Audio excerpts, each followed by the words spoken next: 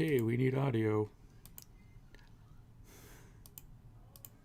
And we made it. Hi! Welcome, everybody, as I figure out how to use my mouse again. We are... Now we are at session 11 of the Great American Witch, the Happy Jacks RPG Network. Session 11. That means we have this session and only one more to go before we close our very windy, turny, dark, intense story. Hope you've enjoyed the ride. I know I have. An ultimate episode. Yeah. Yeah. It's so hard to tell what's going to happen tonight. You know, it's hard to prep for this game anyway because it's emergent play. But now, you know, who knows what's going to happen? Your guess is as good as mine. So if you want to catch up on prior episodes, then go to happyjacks.org/greatamericanwitch. All of the other shows are on happyjacks.org/shows. I'm Christopher Gray. And let me go ahead and introduce our players. I think we usually start with Emily. How are you today, Emily? Hi, I'm Emily, and I am playing El Hawks, a witch from the craft of Hecate, which means that she sees dead people. I can't believe I haven't said that this whole time, and I just did. Thank you. Is that true? Oh my god. I don't think I have. I don't think An I have. ultimate no. episode, you got to make up for lost time. Yeah. Yeah. I have all of these note cards of things that we need to get to at some point over the next two sessions. So at least we got that one figured out. We also have Santa Claus is real. we did it. So check and check. Oh yeah, and Santa Claus is real. a thing. Yeah. I don't know if we'll see him, but he's real. That's true. Forgot about that. Okay. Who's next? Mac, do you want to take it? Yes. Hello. Hi, I'm Mac, and I'm going to be playing Imelda Lake, who goes just by Mel, and she is the Craft of Lilith playbook. Awesome. And Jim, you're back, and you are going to be co-piloting with me, I think. Yes, I am Jim. I used to play Cabe before he went batshit crazy. And now I am sort of introducing complications and interesting elements into the game, an aspect that is actually baked into the system. So seeing how this works out. I had a lot of fun last time. Let's see how it works out this time. Didn't I send you to hell? Well, you sent me somewhere. We'll see. And last but not least, Joe, welcome. Hey everybody, I'm Joe. I am playing Albert. He is the craft of the spider grandmother. He does crazy nature magic to destroy things, and he can see the future, which in this game has not worked out well. So, yeah, that's me. I'm looking forward to seeing what's going to happen as we reach our penultimate episode. I think things have worked out just fine. I think everybody's kind of holding it together. Well, there's a lot to summarize. I'll do my best. We are about to start at the beginning of the winter solstice. There was a huge snowstorm that was the least of everybody's problems last time. So we have... solstice means mechanically, everybody, you can cast... any magic in your craft, and it will always be at wheel. So chapter constraints don't matter right now. It is solstice. Every witch is at their most powerful. Now, there's another edge here, is that if it's magic that's not in your craft, that is anything you can think of that you would like to do, you can do. It just won't be at wheel. In other words, you can just practice magic as much as you want. And if it's in your craft, you'll get an advantage for it. So things are going down. You're going to be very, very powerful today. I am very excited. The other thing is, so aspects are going to be sort of null and void at this point. I'm not going to be asking about your aspects during solstice. I do actually need to know your aspects. I take that back because it does still give you a bonus to the die on your attributes, so I will ask. now that I think about it. But anyway, so that's the deal with Solstice. Now, if we rewind a bit, we can find that there is a convergence of things going on. We have a Storm Coven who is apparently bent on destroying witchcraft, led by Albert's mother, Kaliska, right? Yeah, Kaliska. Yes. And she is sort of, it appears to be, and I don't know if this was made outright clear, but to clarify now, she appears to be on some sort of suicide mission to bring forth the ancient goddess of destruction, Bob, to wreak havoc on the American Midwest. And she's doing that because this is where all of the witches of the United States are convening right now. There's a solstice, and then there is a solar eclipse during the solstice, so all of the witches are here in Salem, Indiana. And so when we unleash the battle crow onto the world, all of the witches will presumably be destroyed by that, including her and her coven. So they're sort of in this really weird, idealistic terrorist activity. Beyond that, there is also one of the 7 who led the witches out of New Orleans has betrayed witchcraft in general, and apparently is working with the coven of the storm. She is Lola, and we haven't seen her in a while, but she is still around somewhere. So she's out there. The other big wild card here is Raven, who was a key character all along, and has also disappeared when she witnessed violence among the witches and the breaking up of the coven. So she is somewhere, and we don't know where. The good news is that all of the witches in the know are together on a sort of magic train that is bulleting through the snowy Midwest. And there are, I think by the close of the last session, at least a couple, maybe 3 dozen rebel witches that are all on this campaign, including many mundanes that were rescued from the church. So that is sort of where we are. We closed the session with the start of the solstice, and everybody felt this sort of ever-present energy rise up from nowhere as the train is going through the snow. Even though it's night, all of the witches can see as if it's day. It's just buzzing with energy and power. And I think this is probably somewhat familiar for every solstice. You're going to be at the apex of your power. Every equinox, you're going to be the most balanced. And so that kind of stuff isn't abnormal. What is abnormal is the coming eclipse that's bringing in this just well of cosmological energy that is punctuated by the solstice. So that's what's going on here. So it's likely that none of you have ever felt like this before. The good news is, too, everybody's together for the first time in a while. So I would like to use that as an opportunity to kind of unwind, decompress, and let your character sort of get used to this new situation. So we're just going to open with a meeting, and you have narrative control. You can kind of talk to each other, figure out what you need to do. You're sort of in limbo now as this train is warded and protected, and it's traveling through the Midwest. I don't even know if it's actually traveling through the Midwest, but it's sort of like keeping everybody safe in a pocket. And I can't remember who did that, but somebody did that, and there's like protection around the train. You can't be perceived. Argyle and the Hag, I believe. Okay. So there's these, so the inverted coven is there running the train.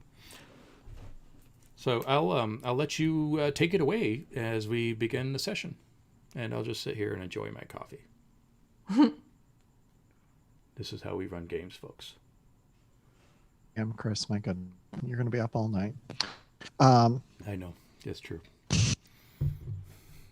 I say that the like as you windows, little blip places will flash in, and then it will flash to like sort of the gray green of the veil. It's like it's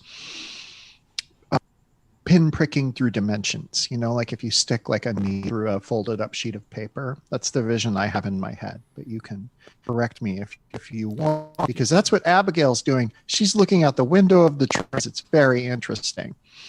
Yeah, you had narrative control, so if that's the case, that's the case. That's what's happening then. Oh, Yeah. look, we just went past my childhood home.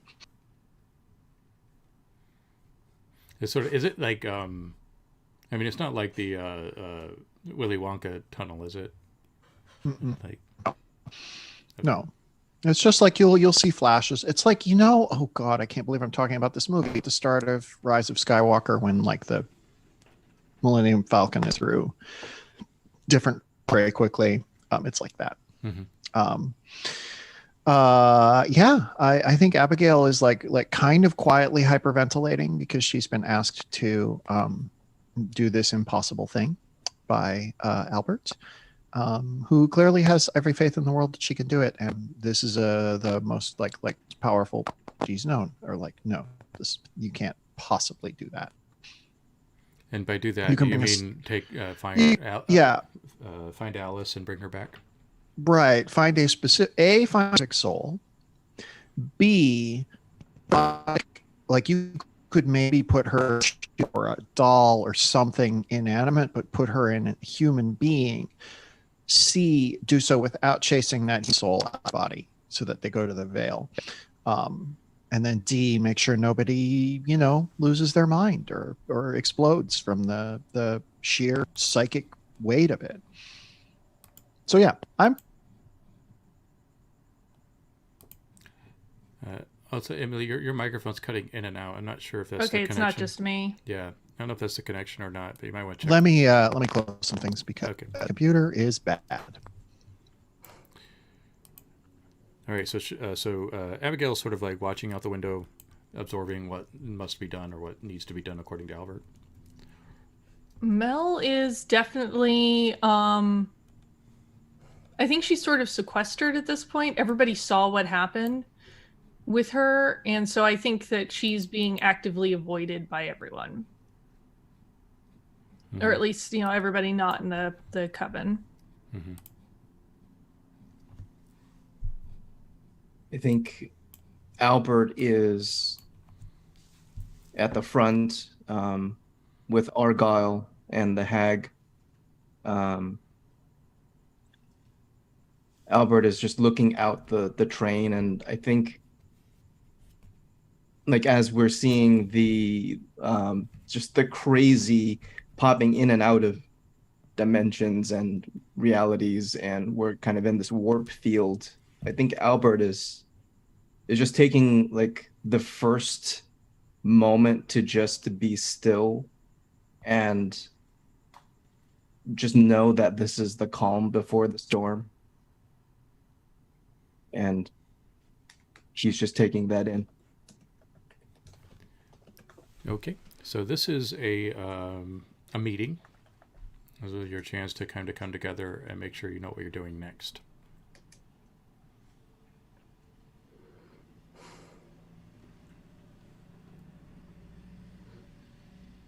I think that probably at a certain point, Mel's going to go looking for Albert.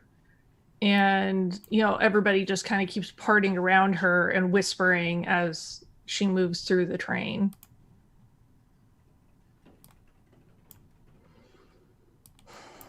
Excuse me while I fix some of the technology here. I just realized all that formatting I did is all off. Sorry, everybody. I'll fix it. So it's people not in the coven basically doing this, right? Yeah, I think so. I mean, those in the coven can decide what they're doing. Is there like hostility or is it just apprehension? It's probably a mix of both.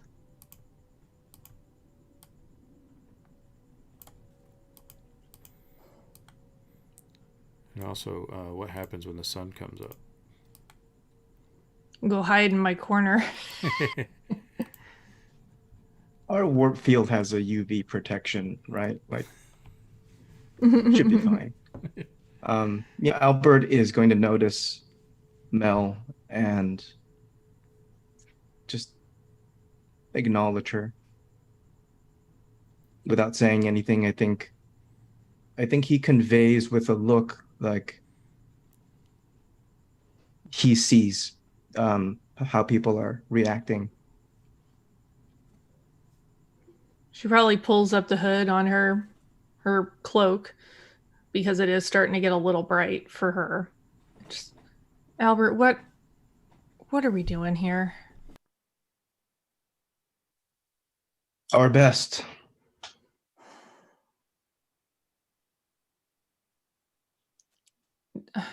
Do we have any other plans except for this one crazy thing that you've laid at the feet of our sister? Yes. Survive. For a very long Good. time. Good. I thought it was going to be something, difficult.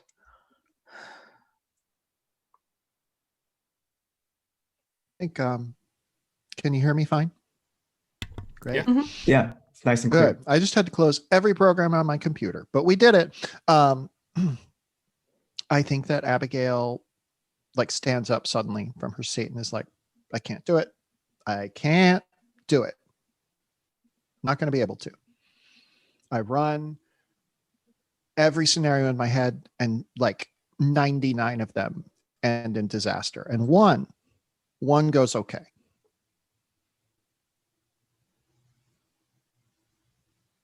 Again, if you want me to, I will. I'm just saying those are your odds. And I still am not convinced that your sister is going to be able to do more than you could, Albert. The mere fact of her existence would be enough.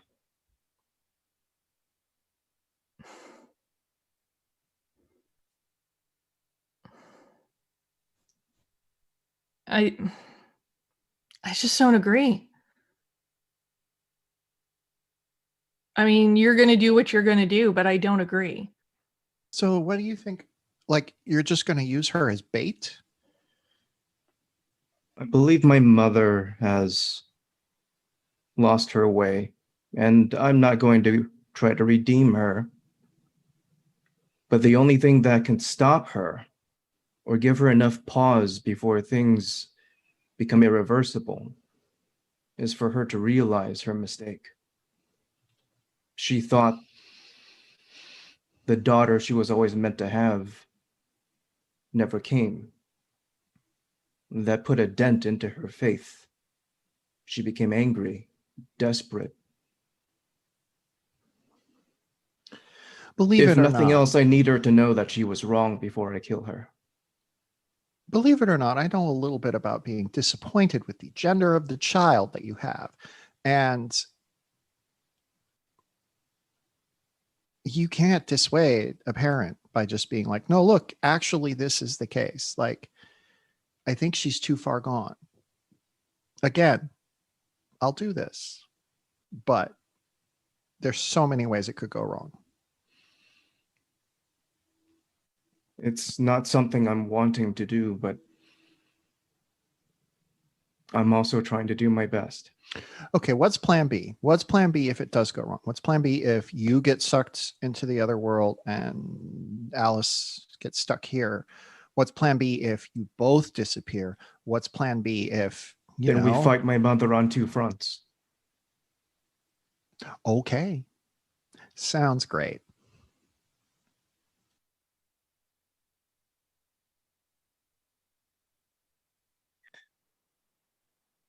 I'm not trying to do this alone.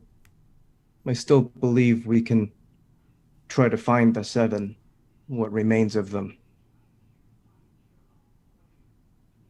I think we should focus on that first. Agreed. And then we can look into this batshit crazy plan you have. So this train is moving through dimensions or physical space or something. Could we turn it into a seven seeking missile? Could we try and draw it to them wherever they might be? I don't know. Can you turn a train into a bloodhound? That's sort of what I'm proposing. Do we have the scent of the seven? Because maybe, forget I said that. That sounds very stupid. No, but if we have a starting point, that's something maybe I can help with, because magic is very, very powerful and very obvious. It's an obvious scent to me now. And with them being as powerful as they are, perhaps that's something I could track now. We last lost them in New Orleans when the earth swallowed them. If they remain there, maybe that's a good starting point. I couldn't say, but we can try going there. I missed that little escapade of everyone's. So I'm a little in the dark with what happened there still, but it's worth a shot. So the plan is to seek out the 7, or what remains of them?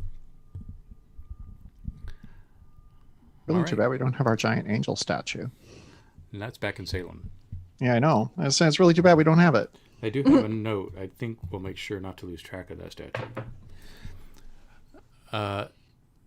So, although, I mean, it's possible the statue came along for the ride because it was at the church, wasn't it? I believe so. I mean, I still have narrative control, so Yeah. we've got a We can go pick them up. statue. We've got a statue in the caboose. The Yeah. statue just hopped on board. Yeah, Right. it's way in back, but we could grab it. Okay, so every chapter that's not a meeting will be a milestone going forward because of the circumstances of the solstice. So we're going to switch into a milestone chapter. Just a reminder, a milestone just means that we're like at the important part of the story. So normally there wouldn't be any wool or wheel on the dice, but since it's solstice, you have a wheel on your magic. So you'll need to know your aspects so that you can get your bonus. But now's the time. So we'll shift into a new chapter. So the train is going. Interventions seem kind of to flutter by. Argyle is piss drunk at the front. Kind of like, he's conscious, but he's like not there really. He figures it's kind of going into the night, so he's just like written off the night.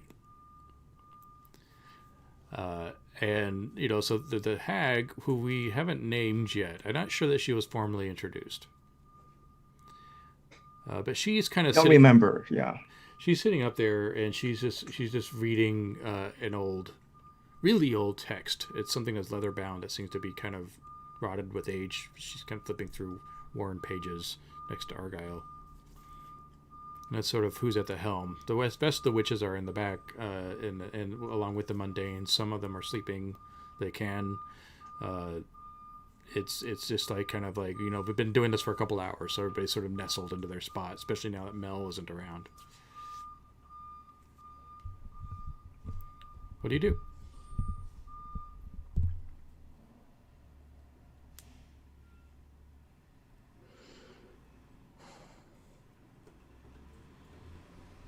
All right, so sorry, I was responding to chat and blue screened for a moment. Oh. Where did we end up? Just set the scene for everybody's kind of like in their spot. You're not in the back anymore, so people have settled down back there. Argyle's completely drunk in the front, not really cognizant. And the hag is there reading some old manuscript. So are we New Orleans bound or what, guys? Still kind of interdimensional right now. How do we steer this thing? We should go to New Orleans. I don't know anything about that, so happy to help, but that's about it. The hag is right there. She's just you don't.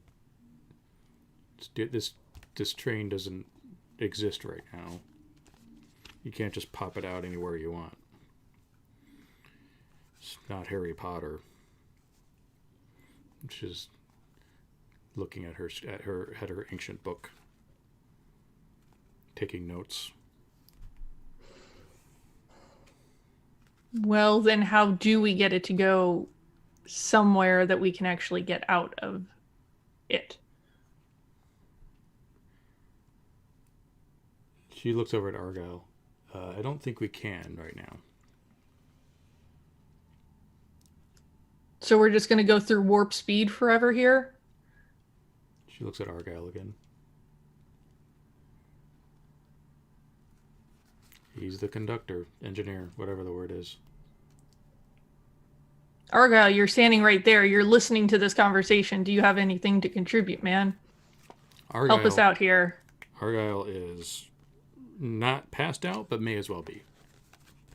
He's just kind of doing this thing. What? I go kick his shoe. Ah! Hi. Morning, sunshine. How do we get this fucking train to stop? Pushes lever and the train stops. Really suddenly.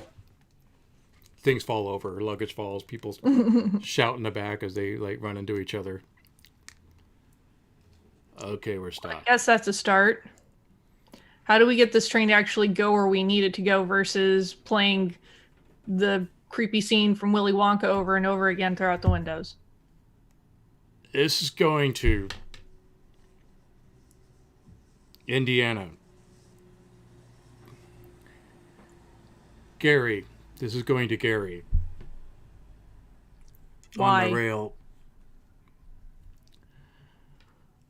Oh, God, I have a headache. What is it that you need? We need to get to New Orleans. We need to get to the 7th.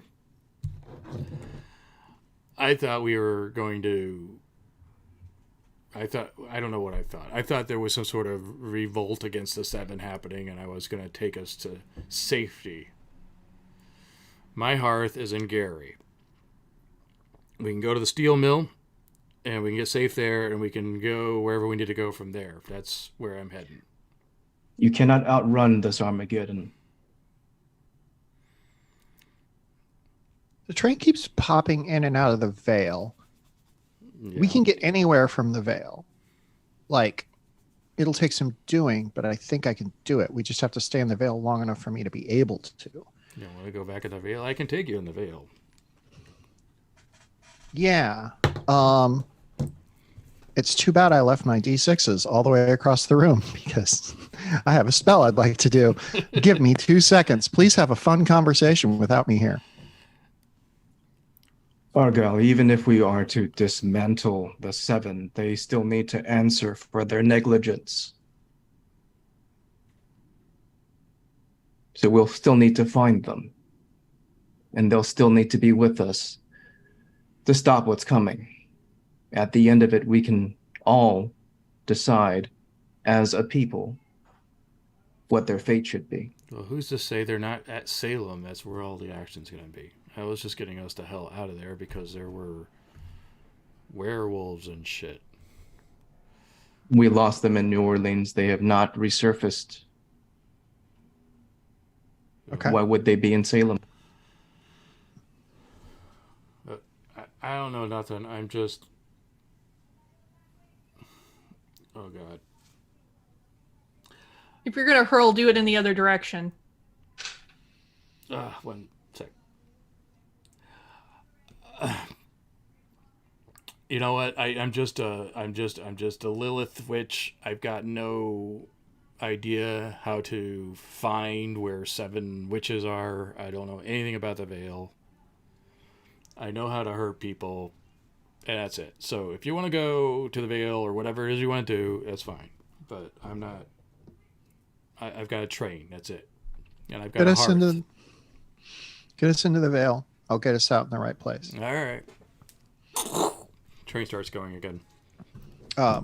Neglecting to mention that if she is unable to, it could be disastrous. But my trusty provide the spell that lets me guide a subject on the right path. Let me double check what I'm rolling on that because I'm in Maiden and I think I'm going to get a bonus, but let's find out.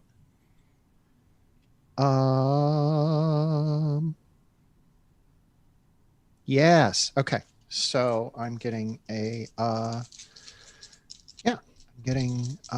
rolling wheel plus mercy. So this basically just shows a giant guide to where to go, which in theory will show the train where to go to exit in New Orleans where we want it to. Let's find out what happens. You're confronting. I don't have the board up because something broke, but the conflict you're confronting is the 7. Yes. And Finding the 7. Finding the 7. And that is a 10. Okay. We like those. Very nice. All right, so you get a experience in that aspect, whatever aspect that. I now have 3. I now have 3 in that Ooh. aspect. Okay, what's I don't the know what aspect? happens. It's mother. Okay, that means you can choose a spell from another craft that is mother, and you Okay. know that spell. All right, I'll take a look. And then you can start over on the experience. Great. Yeah, so we are in the Vale, which again is kind of this weird like shadow world. And just suddenly this like bright glowing path stretches out in front of us, sort of like the yellow brick road.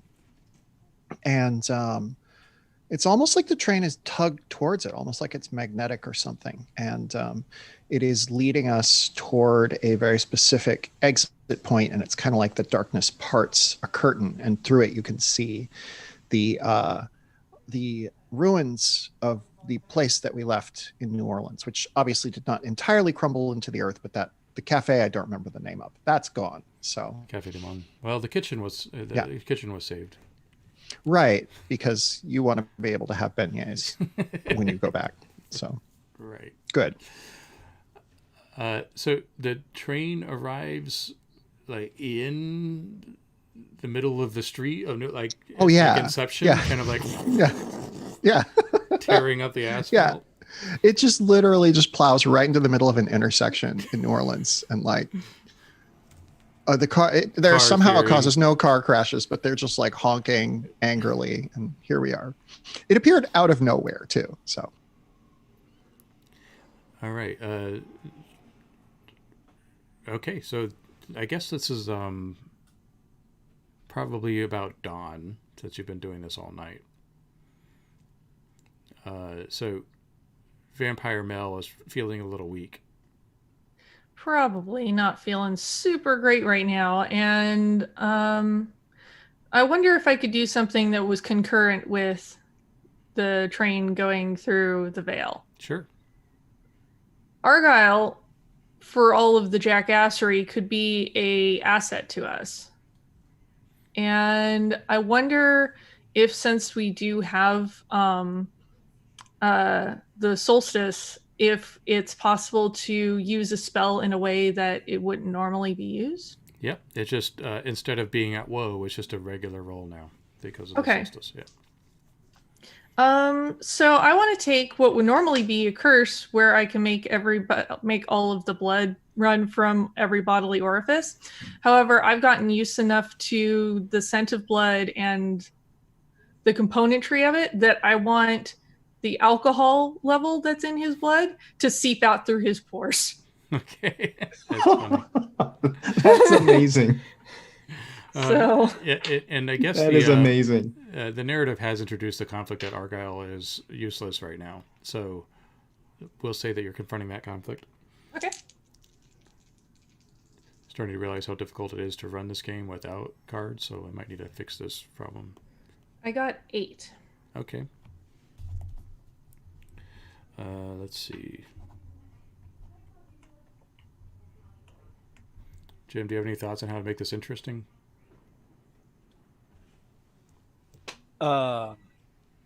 This particular spell. Yeah, or what's going on? Because it's a caveat. There needs to be a catch.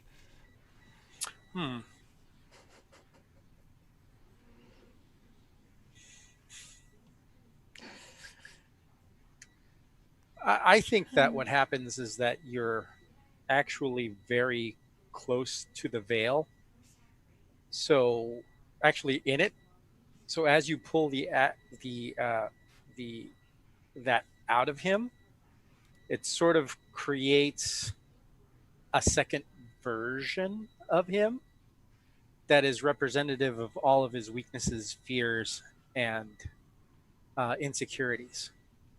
And it pulls out, and then he just forms, and he's just sort of in the corner, kind of looking around scared. And his other form actually seems completely well and confident. I'm glad I asked. So basically, all of the toxic parts of his self have been split from him and exist in a spiritual form next to him. You've done a full detox. Oh, yeah, I guess I overdid it there. He turns around and like struts over to his toxic self and like lands a heavy blow right across his toxic self's chin. Toxic self like spins and like collapses with a broken nose. He's like, that motherfucker. Why? Don't hurt me anymore. I'm sorry. What did I do? Duct tape. Shuts him up. Turns around. Okay. I'm here. Thank you for that. Anytime. Why are we in New Orleans? He looks around for the first time. Because we're tracking the 7. They're Who's- dead. There's no hope. What are you doing? We're all gonna.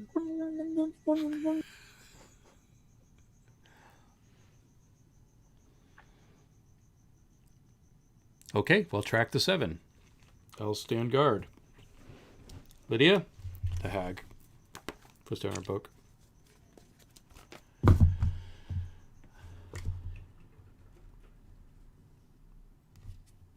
Yes?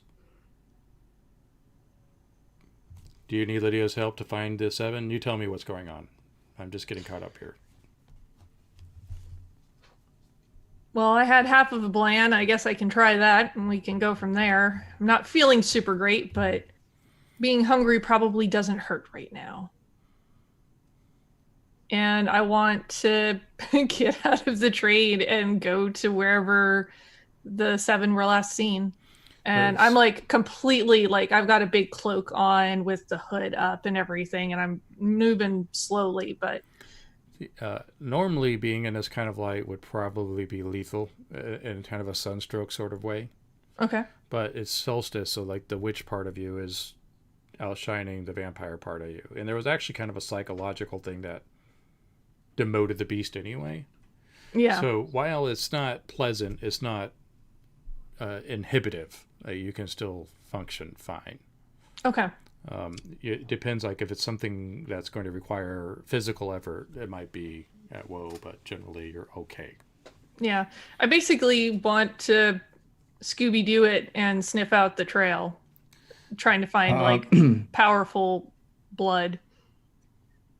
Albert would like to create a miniature weather system that follows Mel, with the only job being to block out as much of the sun as possible. Yes. All right, so roll against Mel as a vampire.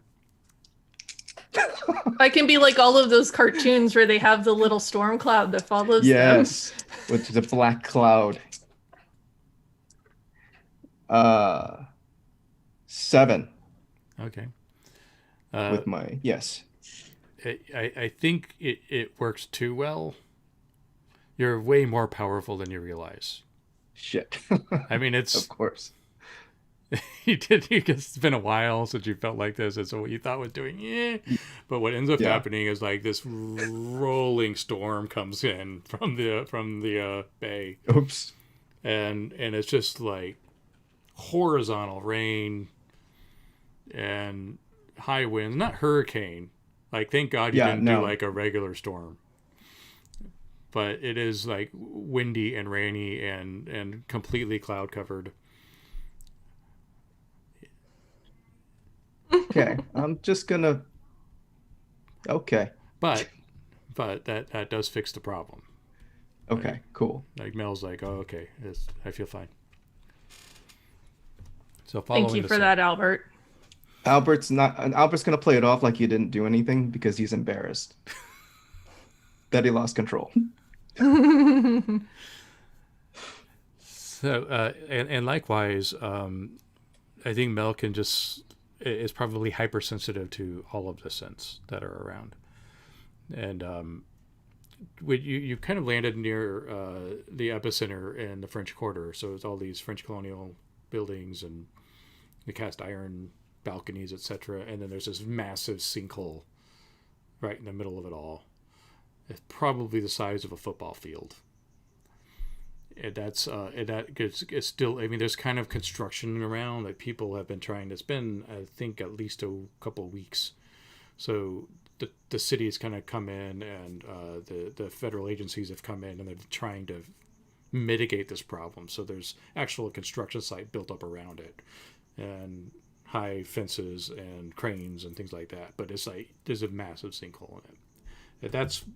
That's where you think that they might have been. So this is another roll against the 7, finding the 7, which is currently subdued. I would spend a charm to go after it again. Okay.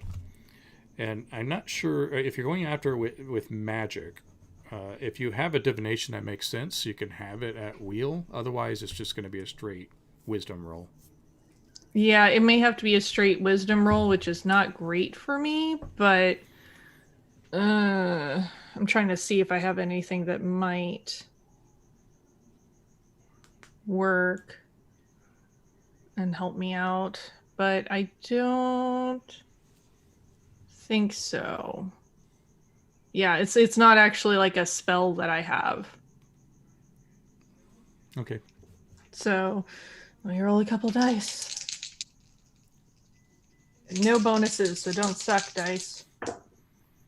I got 7. Okay. You find their scent, but it like abruptly ends. And it's like as if it went over the hole in the ground, suspended in the air, and just stopped suddenly. Which makes you think that they're not in the material world. Mm.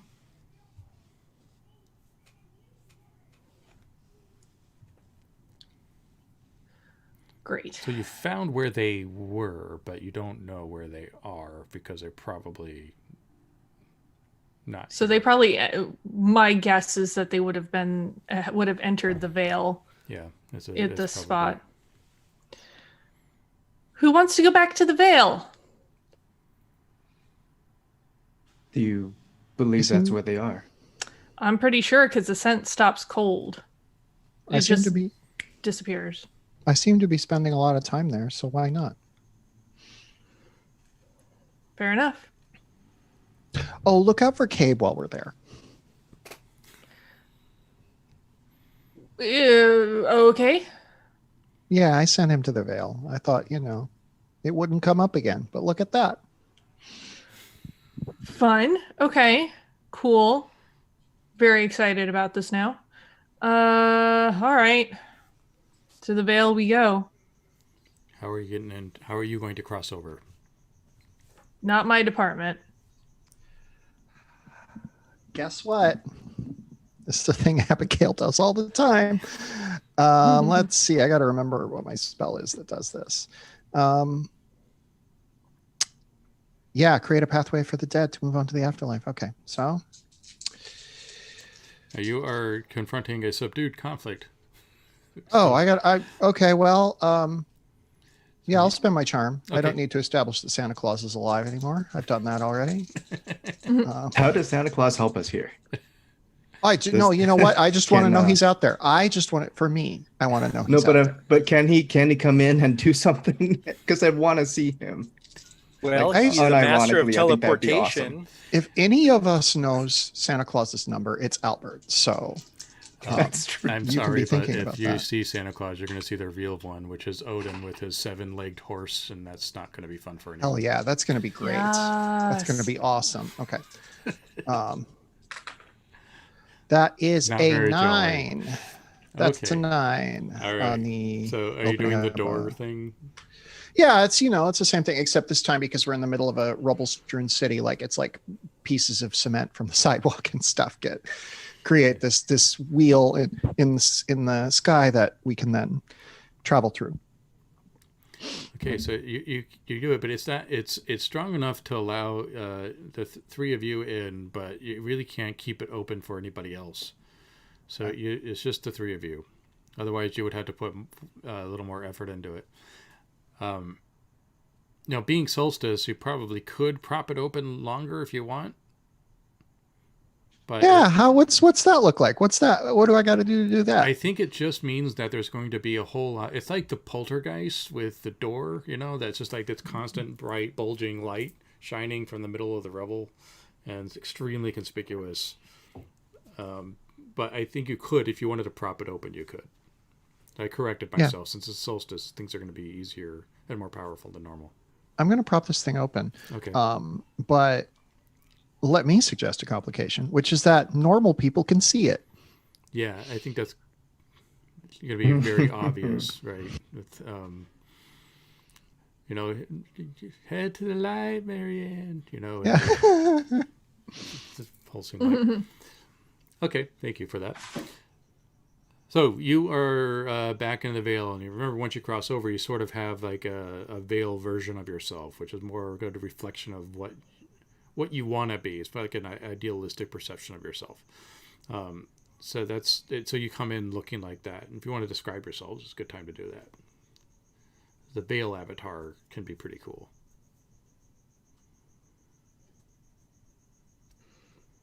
No, you're still going to look ragged and beaten. That's okay. I mean, one thing that is noticed when you go into the veil, because usually there's like the sounds of animals and things, natural things on the other side that reflect usually what's on the real side, but it's barren and silent, as in the animals have fled, and there's no noise other than the rustling of some branches and some wind on the other side. It's almost creepy. It's pretty awesome. We've established. I think I'm gonna go creepy with my avatar too. Cool. Yeah, I think that unlike the last time that Mel was in the veil, very much that like vampire aspect has come to the forefront, because that's what's most on her mind right now that she's dealing with. So I think she's kind of got this sort of shifting look to her that almost like she's almost see-through at times, but has these enormous bat wings. Sweet. Abigail just looks like any other girl.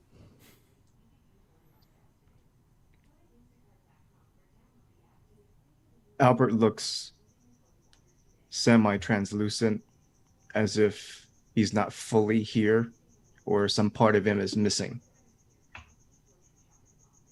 But he stands a bit straighter here. Can I suggest something for Albert? Please do. Because you have all the strings and that was like a part of your personality, I can imagine these like wispy sort of strings that are, attached to your joints and your limbs that just kind of float off into nowhere, but it almost looks like there's an invisible puppeteer. Ooh, that's awesome. That's dope. Yeah, I'm that. So we've established that the mechanics of the veil is not about distance, but how the proximity to the person that you're looking for. So, in other words, how close are you to them? And since you're tracking the 7, you basically arrive right to them. Neat.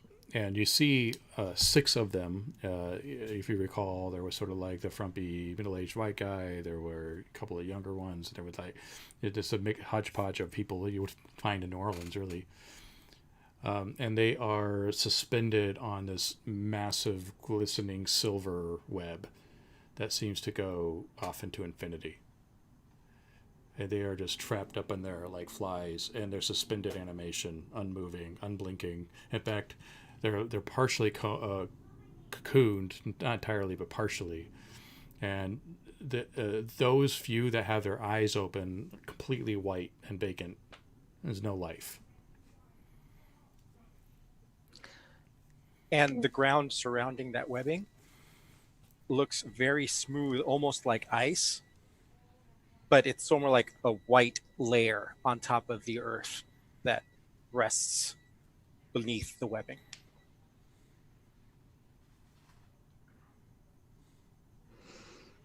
Well, this can't be good.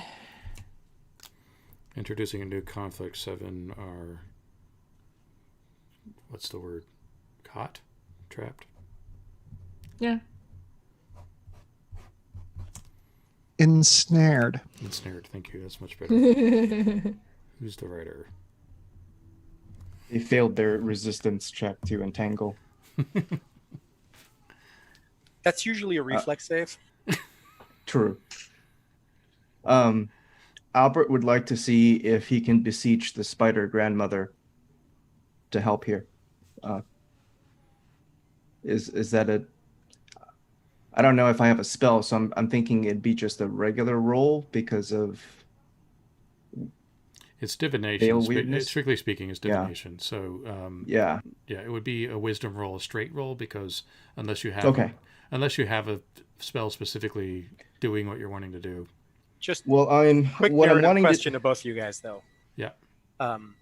In previous episode, we had established who believes that their core principles actually has an embodiment, or whether it's just a philosophical connection. I believe that in that we established that none of us really had the belief that our goddess was actually physically something we can communicate with. So if I just wanted to maintain the consistency of that, because this looks like it might be different. Now you can type into higher wisdom, which doesn't need to be personified. Yeah, I mean, it's just to me, it's just a question of explanation. I just want it just seems kind of like we said one thing once and then we're saying something different next time. Well, I'm kind of playing with so maybe the webbing, because we're on the other side of the veil, so maybe the webbing isn't. Okay, I'm over explaining. Let's see if I do a straight wisdom roll and see what's up. And you're just kind of asking the universe for guidance or whatever your version of that Right, is. Yeah. like tapping into my connection to whatever I've got. 7. 8. Okay. Well, it's revealed to you just by looking around that this was a very powerful spell cast by Kaliska to bind their souls for eternity. So they're in a constant suspended state.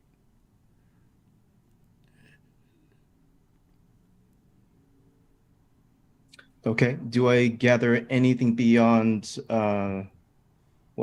Do I gather anything about how I can undo that, or can anything be done? Or is that a separate Kaliska role? has to be destroyed. That's the catch. I mean, she Okay. It's not anything that. I mean, you can probably try to unentangle them, but you're in the veil now. I so don't there's like your powers choice at of play. words with that. Yeah, there's powers at play that. I mean, there's one thing you do Yeah. know is that there are powers at play that are just beyond your understanding. So it could make things way, way worse, or Okay. you could maybe release them. I don't know, but the certainty is Kaliska has to let them go or die.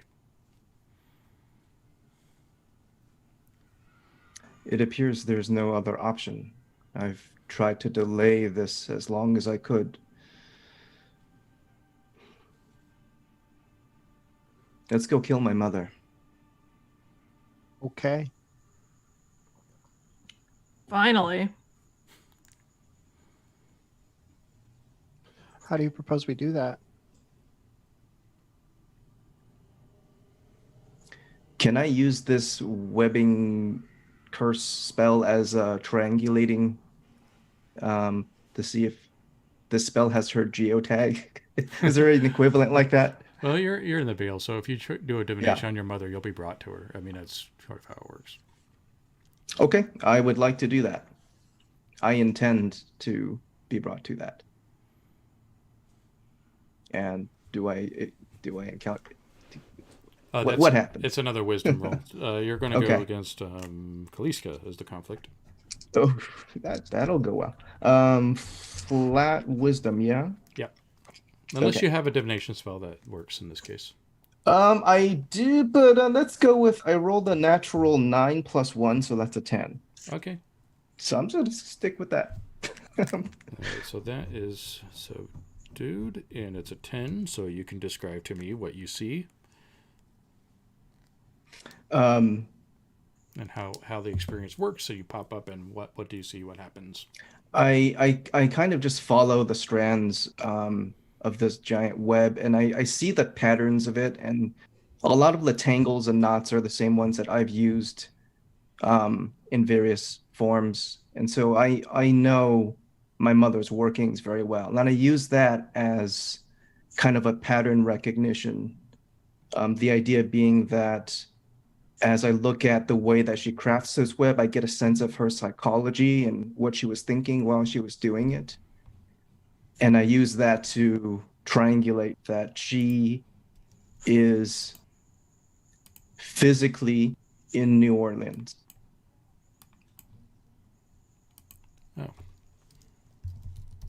actually, you can't say that because that is a conflict Or, of play. okay. Yeah, Oh, but you can gotcha. say because you're in the veil. Just to let me explain it because you're in the veil. So what the spell does is brings you to her in the veil. Oh, okay. Now, physically, you don't know where she is, Okay. but the veil is there is no distance. It's proximity to who you know. Gotcha. I got So, an idea. Okay. but you can describe how she appears. What's your idea, Jim? I got an Okay. idea for something if you're willing to go with it.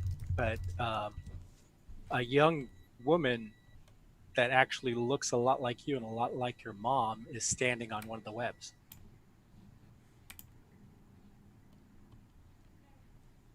She's standing where? On one of the webs. On the web? Oh, Yeah. Okay. On a strand of web. Cool. Okay. And she doesn't say anything. She just looks at you and beckons you over. I look at the web and I tug at the right sequence of strings to collapse that section of web. I'm not going to go to her. You come to me.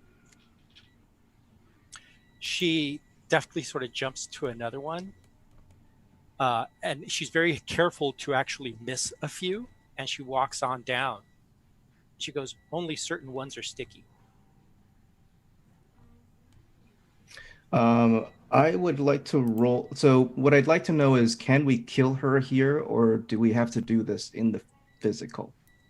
yeah. If you destroy her spirit, then her body will die. Okay.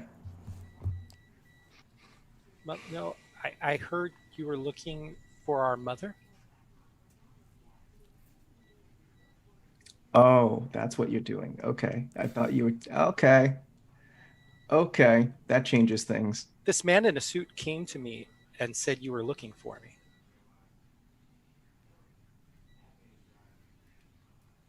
Hmm.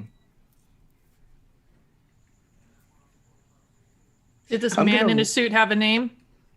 He didn't say. I don't remember a lot. I just remember sadness, anger, and fear. And he made that go away a little bit and just said to find Albert that he needed me.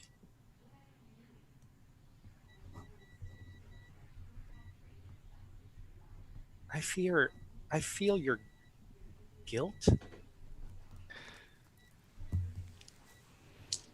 Goodbye, Mother. I'm going to light the web on fire. Um, natural. Does it still count as a natural disaster in the veil? Yeah, Kaliska is the conflict, but is subdued. Do you, Okay. This is I'm not spending a Kaliska, by the charm. way. This is not Kaliska. This Yeah. is not. This is not Kaliska. Ooh. so there's a new conflict Okay. in play, which I'm assuming is Atlas, right? Mm. This is your Hmm. sister. Just so you know, Yeah, straight up. I had a very different. Okay, let's see. Or it may not be, depending. Yeah. Okay.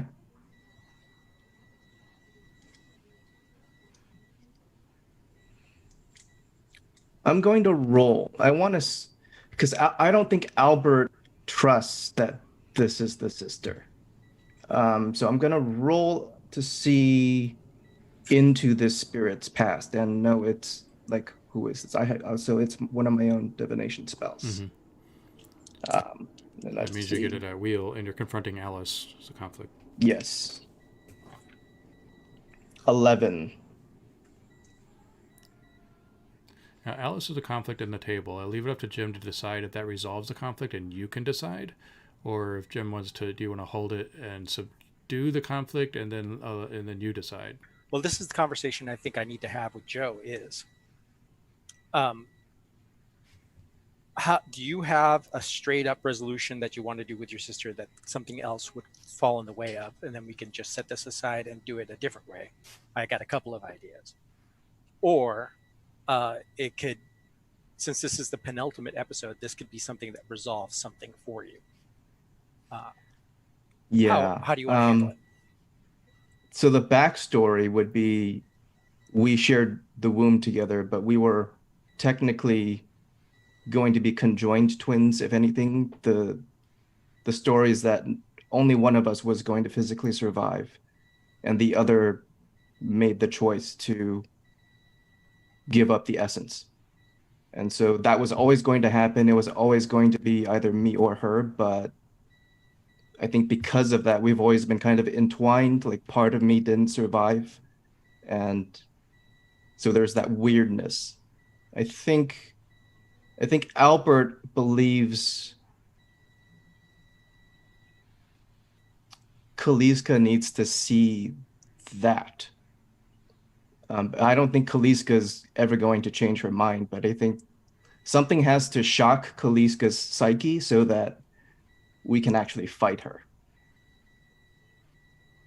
But I don't know how, so that was kind of what I was going with. Right, trying so to bring Alice mechanically, back the way for this some works reason. is either Jim resolves the conflict and allows you to have narrative control over Alice and what that all means, or Jim subdues the conflict and he has narrative control over Alice and what all that means. So that's kind of where we're at. I think this is something that Joe and I can definitely collaborate in. Okay. Because the idea that I have is that the one little wisp that still exists of her is tied by a thread to you. Your memory of her is the only thing that actually keeps her the way that she in this form, or actually existing at all within the veil. When you do the spell to see where they came from, it's blank. This person was never born. But the thing about it is, though, is she's obviously been fed some information by somebody. Yeah. Right. So you don't know what that information is. But for right now, she does seem concerned. She seems somewhat translucent, as in the energy of her spirit is very weak. But she seems very confused and wanting to find out what's going on from you. Cool. I think in this moment, Albert is just going to unconditionally just share his entire memory. So like the reverse version of what I did to read her, I'm going to let her see into me and just resolve it all. So basically what you do is you cast that and you basically sort of like a what the hell? And then you just see that one little strand coming out from you. As in the fact that your body doesn't cast shade here, all you can see is the strings sort of like tendrils out from you. Yeah. And right. you follow that one little shady thread and you just sort of tug on it for a second. And then all of a sudden it just sort of snaps into a scene where it's kind of like you just sort of like living your entire life and fast forward. And she's just sort of watching it almost as if it was a video. And when it's done, she just falls to her knees and cries. She goes, go and just embrace her and just whisper, "It's okay to sleep." Oh, but there's a problem. Vibrations of the web have alerted to Kaliska something is going on. And everybody here, except for Alice, is suddenly standing on top of the GM headquarters in Detroit. On top of the building, overlooking the city. Completely snow-covered, cold, hard reality. You're no longer in the veil. You got pulled out, and getting pulled out of the veil is something like being thrown into an ice water. It's extremely shocking to the system, and it's like suddenly your lungs are full of air, and you were basically materialized here, and you're standing on top of this skyscraper. The GM headquarters, if you recall, is that kind of circular building in Detroit. It's kind of that iconic building. Well, I go scrambling for the shadows immediately, like pull up the hood and just like, it's that feral, instinct to move towards where it's shadowed. Yeah, fortunately, it's solstice, so it's uncomfortable, but not harmful. Sure, but I think that the sudden shock to the system Sure. will send Mel scrabbling a little. Survival instinct.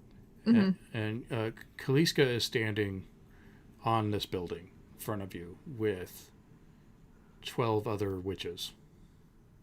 And the wind is whipping up around them, capes and cloaks flapping in the wind, towering over the city.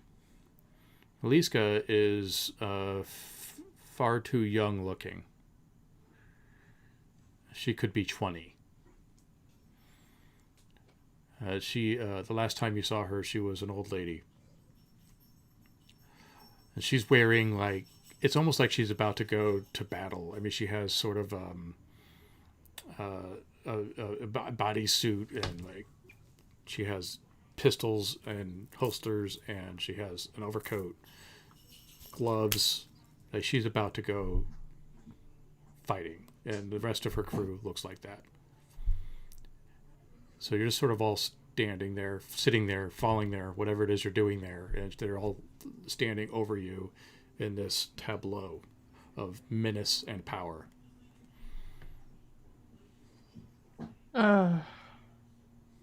Just for clarification, am I there too, or am I still...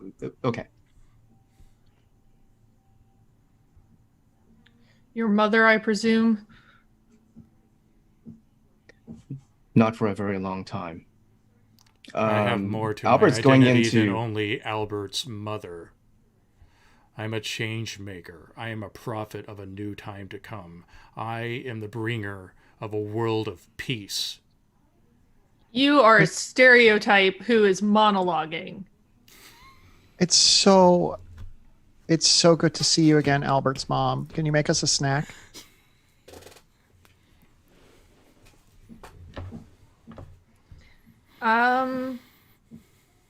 Mel isn't gonna wait. She feels that Albert is given permission to go full steam ahead where his mother is concerned, and she's gonna spit a curse at them. All right. Now, Kalisa is subdued still, but if you're kind of going after the whole crew, that could be a different conflict. Sure. Which Yeah, we'll I'll just go call after the whole crew. Kaliska's coven. Okay.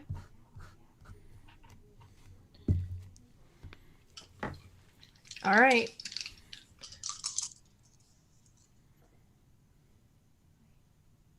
Holy crap. I got a 13. Shit. I think it's the highest that I could. Right? I think I got like almost the highest I could get because I rolled and then I got my bonus for it because I'm in Crone. Okay, what's the spell? What and happened? Describe what happens, because remembering that this is going to be like triple charged. So, Fuck yes.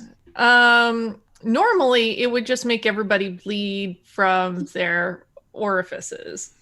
Only This is going to make them basically explode in a fine mist of blood, where it's just like it's so supercharged that the blood can't get out of their body fast enough that it's actually like exploding and ripping them apart as it goes. Ugh, like a violent decompression. Yeah. Wow. Okay, so I didn't expect to roll that high. yeah, Like I did the math a was couple amazing. of times. you earned it. So now the story is going to be that we all give each other Christmas presents. Like that's what happens now because everything's done. Yeah, right. Well, the coven, the 12 save that were the there, day. the 12 that were there have been vaporized. Kaliska kind of turns around and just kind of gives a sort of frustrated grunt and just starts conjuring something. You can't tell exactly what she's doing. I am going to roll my new spell. I can reveal what the subject cares about and loves the most, and identify how they are vulnerable. But first, I have to roll. You're rolling against Kaliska is summoning something. Yeah. Or doing something. We don't know what she's doing. I got an 11. Oh yes. It's my own fault for putting this on Solstice.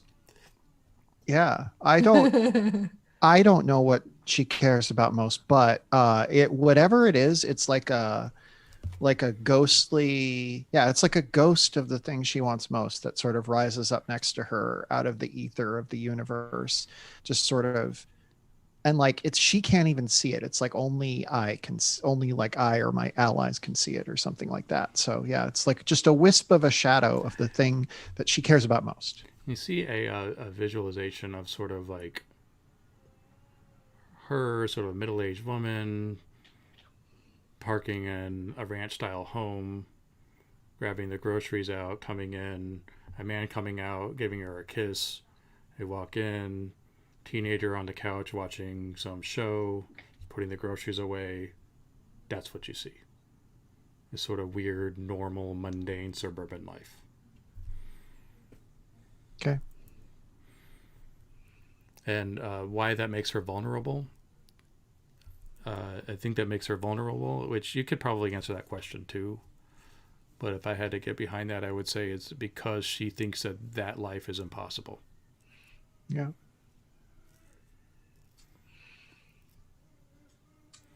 Yeah. And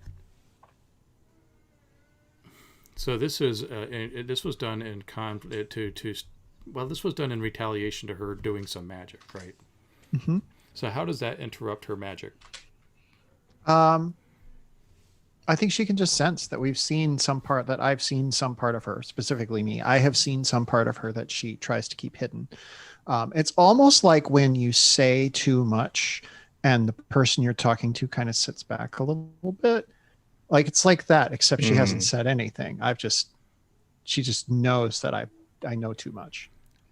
She stops and kind of gives you a horrified expression and turns and leaps off of the building. I'm going after her. Yeah, I'm going to do the same. Whilst licking my hands as I go because I've gotten exploded with blood. Albert's gonna run faster than he should be able to, just to go see what is her fate. So this is basically very Matrix what's going on. She is torpedoing through the air and turns around, coat is flapping behind her as she is casting something else. This is a coordinated fall. I think she's like not falling, she's diving. And the rest of you are also kind of in flight above Detroit. Albert would like to form an air bubble, but it's an anti-air bubble. I want to suck all of the air out from all around her. Okay. And Mel can fly, by the way, just so you know. Ooh, that's awesome. Yeah. Okay. Well, I'm definitely going after her. And by the way, it's good to know. FYI. Awesome. Vampires can fly. Okay. So you're going to try to create a vacuum around her? Yes. With the intent to stop her from being able to fly and also to suffocate her and prevent her from speaking. Mm-hmm. We'll see how much of that I accomplish. Kaliska subdued. So I don't think you have any charm. And you probably do because you have... I've been forgetting to give you experience and charm. So you've been getting experience. So if you remember back tonight, and if you rolled a 10 plus, you got experience for that. Oh, right. In that aspect. Yeah. But I don't think any mundane rolls have happened. So I have a rules question though. Yeah. How can something be subdued as if it's actively working against you? Well, it's true. There's a kind of a line you have to draw. Like if the situation changes, there's a new conflict in play. But the reason I'm keeping the same conflict is because it is going to force the situation to escalate. And so it's not going to be, oh, I'm just going to trade blows with mom. It's like, no, things are going to get worse and then worse and then worse until it's resolved. So that's the reason I could say she's getting away as a new conflict. And I think normally I would, but since this is a milestone chapter, I'm going to keep escalating it. I'm only asking because I want to run this game, so I want to know. Yeah, well, good question. I mean, that's why the tools are there, so that you can decide if you need to escalate it or not. If I have any charm, I will spend it. If not, I'm okay to see where it plays. I don't want to escalate just yet. Okay, so the conflict that you're confronting is that she's resurrecting the vaporized confidant. Okay. So if you fail on this, there will be 12 witches after you. Okay. Fair. Let's see how I do. 8. Okay.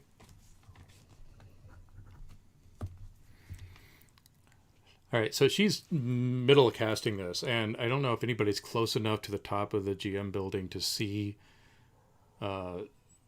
partially deformed, mutated bodies coming together, sort of out of the air. But then suddenly she loses all of her air, and then the bodies sort of dissolve again, and now she's tumbling.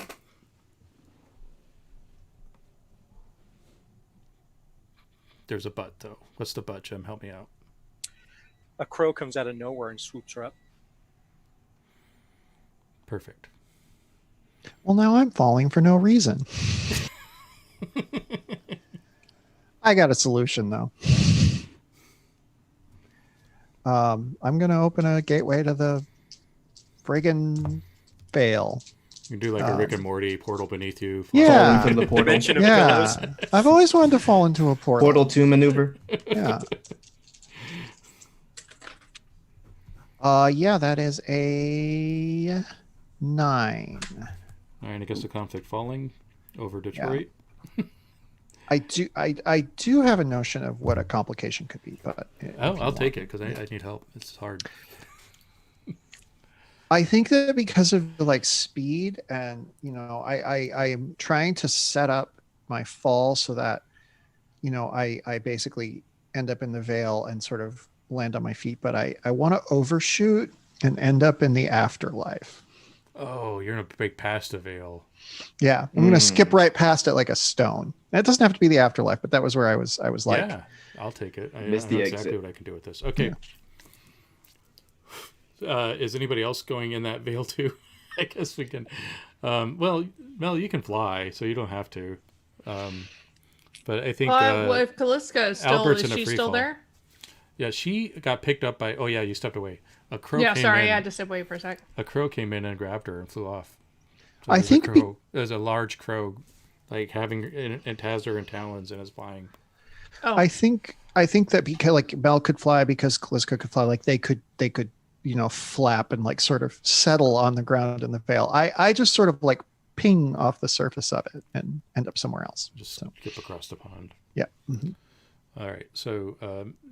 So Mel can decide to go in the portal or go after the crow. I'm going or after Albert's in a free Kaliska. fall. Well, shit, actually.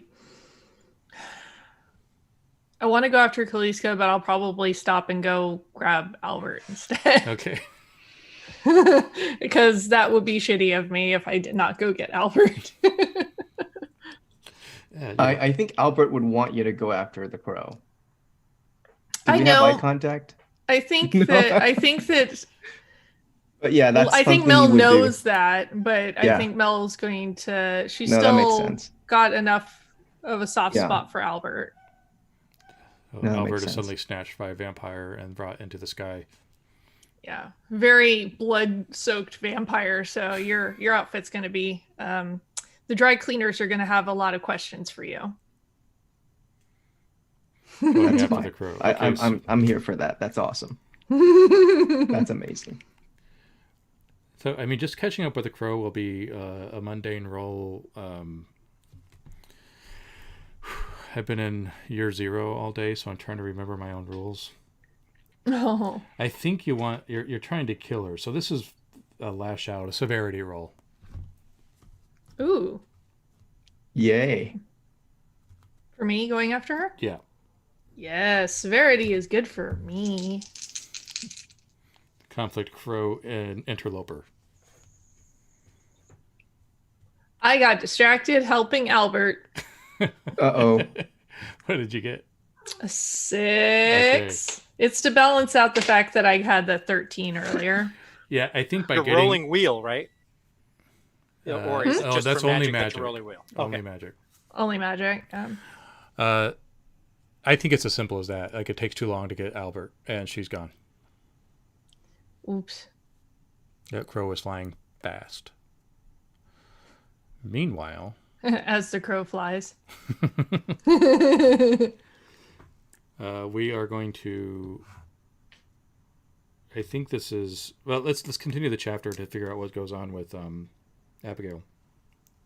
Hi. Meanwhile. Abigail goes skipping off into the world beyond. Oh boy, there's so many ways this can go.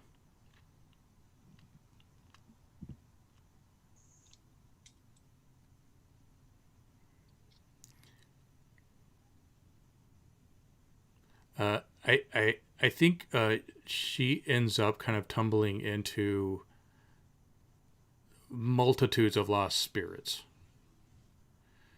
These are individuals that have passed, but have left the material world, but haven't found their destination. Okay. And so they're more imprints than people, more pain, torment, wandering consciousness than identities. And it's just everywhere. There are countless. You can't even count the number of individuals that are just cascading beyond almost to infinity. But beyond all of that, you can see a river, which is kind of through all of these spirits. You can see a river which goes deep into the darkness. Just torment and screaming and pain and anguish, and all of this is just bombarding you. It's almost like a physical reaction. I knew I should have made that right turn back at Albuquerque. None of the spirits laugh either, which is very annoying. It was a good joke. Come on. You don't know how to get out of here. This is no, I don't. territory. Yeah. I want to say that I tried to cast my trusty follow the path spell and it just like fizzles out. I'm not even going to roll on it because I think that's more interesting. Can I walk up to that river, or is it too far away? Yeah, you can. And it's like, since the intent is there, the river is just right there. Mm-hmm. But you are getting pulled back now that you have moved. Mm-hmm. You're very attractive. You're like a bright light to moths. All of these souls are descending upon you, and they're just begging for help and begging because they can see you and nothing else, and they're just converging, and it's quickly becoming very overwhelming. That sounds bad. I want to see if I can spot anybody I know here. Like spot a helping hand or a... Okay, let's use mercy, befriend, confronting Land of Lost Souls. Okay. Befriend. Oh, good. That's a 10. I'm rolling good today. Yeah, great. So we can resolve that. Who do you find? What's more interesting to you, my mom or Jocelyn? They're both interesting. I think Jocelyn. She was more of a character. Yeah, and my mom got resolved when she presumably chewed out my dad for cheating on her. Okay. Yeah. Yeah, I think I feel like somebody tugging at me extra hard, but I like recognize the feeling of that. And if this were the TV show, there would be a quick flashback sequence, but it's not the TV show. But yeah, to like the first time we hung out or something. And I turn around and I know it's her, even though she looks like she should have been, not like the person she actually was. And like I do. And she like kind of wraps herself around me, almost like she's cloaking me in herself. And I'm like, I thought you were going to go on to, oh, so that's where I am. And you can hear her emotions less of, it's not like words, but they're emotions. Mm-hmm. And you can tell that she's lost like all of these others and doesn't know where to go, and recognizes you and is keeping the others from you right now. Okay. It's not a voice. These are just sort of like, you just get it. Got it.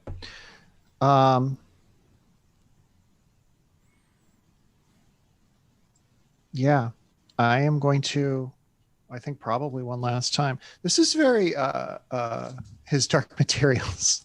I'm going to open a gate to, I don't know. That's probably not going to work because we're already there. I want to get a better sense of what this river is. I assume it's the river Styx, and I probably shouldn't step in it, but yeah, it's likely that. I mean, you're on the threshold, so your book learning would tell you that this is probably the river Styx, or whatever that river is. Okay. I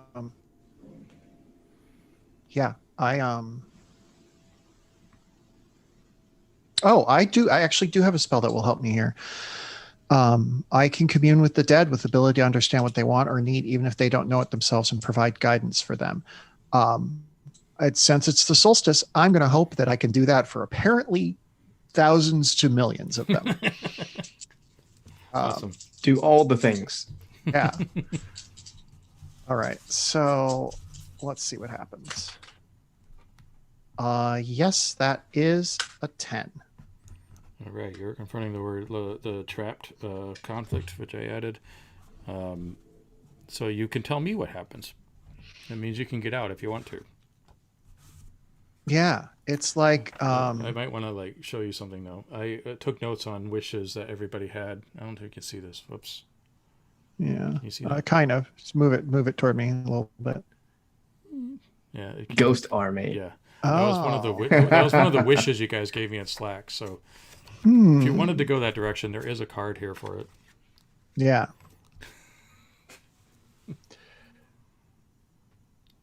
Okay, I know what I'm going to do. You tell me if this is out of bounds.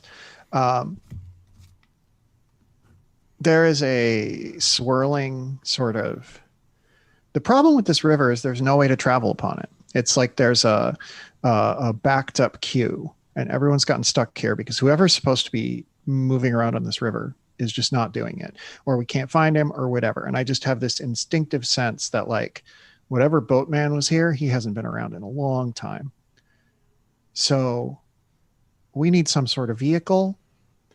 I need some way to get these ghosts where they're going. And also, seems like they'd make a pretty good army. So I sort of reach out with my hand because I know that like what is holding them back is not necessarily like en masse. What's holding them back is they can't get across this river. They can't navigate this river. So I reach out my hand and just sort of like kind of twist it a little bit, feeling for what it is I know I need. And then that sort of sizzling circle opens up and a train gets pulled through it. Hell yeah. And I'm like, fuck, I don't know how to drive a train, but there's a ghost who does, because there's all kinds of ghosts here. So I get it. I just get everybody on this train. I get the engineer guy up in the front, and I point us forward, headed toward the real worlds. And then I'm just going to give them this train when this is all done. That's going to be how people get around in the afterlife now. There's going to be a ghost train. It's going to rule. And Santa Claus is going to drive it. Okay, and where are you taking the ghost train? Salem, Indiana. I'm going back. All right, I think we'll close that chapter there. So let's go. I guess we need a meeting. Kalisa got away. Abigail's gone missing in the Veil or beyond the Veil or somewhere. Vampire Mel is flying over Michigan with Albert. Can you read my mind? It's very Superman.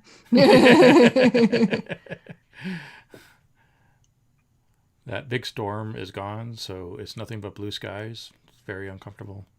Very cold. Yeah, very cold too. Probably hating everything about this. So this is a meeting. I'll turn the controls over to you guys. You tell me what's going on. Now that this has all happened.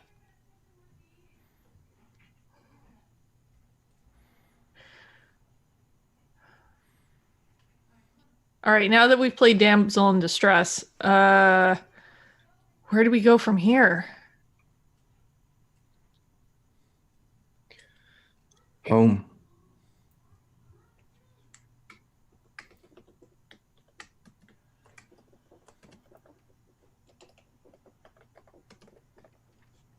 Everything seems to be leading to it.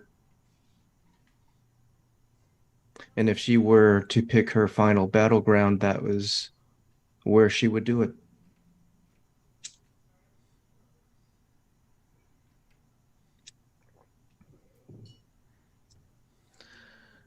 Well,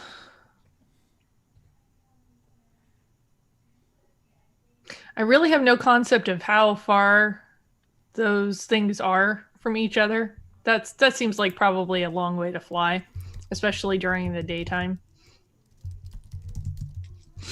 Let's see. How many seasons have you Yeah, been a sister? probably at least a few hours. A few hours as the mill flies. Yeah. If you were driving, it would take 7 hours, so probably at least 4. I'm gonna swoop down to the ground, try to be as inconspicuous as possible. Well, you're flying over essentially northern Indiana, so some sort of farm field that's been covered in snow, basically everywhere. Yeah. I'm basically looking like I'm doing okay, but I imagine I'm still kind of feeling a little weak and not great.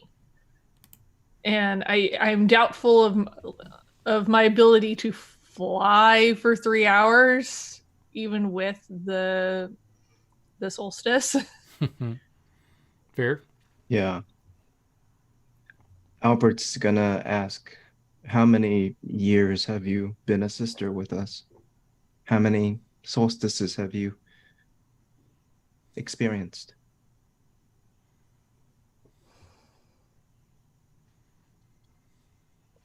Above game, there really I'm trying to think about how old I decided Mel was. Yeah. I think you're pretty young. Yeah, she was 19 or 20 or something. That sounds right. Yeah, I think you were early 20, something. Mm-hmm. Yeah, something like that. Pretty early on, we had sort of established that Abigail and Mel were within their first couple years in the coven. So, yeah. No, I was trying to remember what we established. It's been a while. Yeah. Also, there hasn't been a solstice like this. Yeah, that's the other thing I was wondering if there had been one like this before. No, this overwhelming power. There's always a surge of power, but this overwhelming power is because of the eclipse on top of the solstice.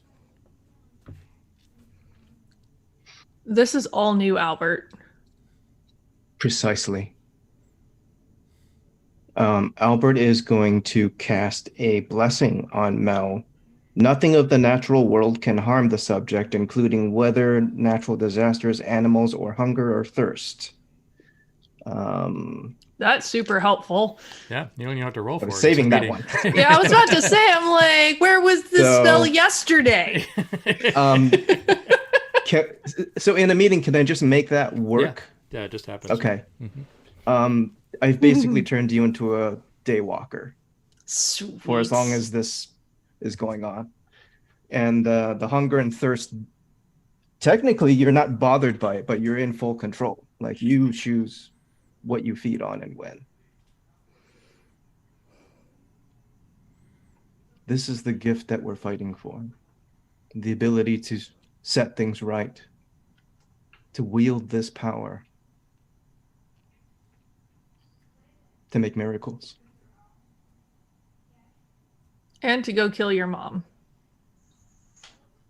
Well, we do the best we can. You guys are in reality, right? Yeah, they are. Albert's phone rings. If you have your phone. Yeah, I love this. Albert, this somber moment, I think there's like this touching bonding, and then there's like, what is Albert's ringtone?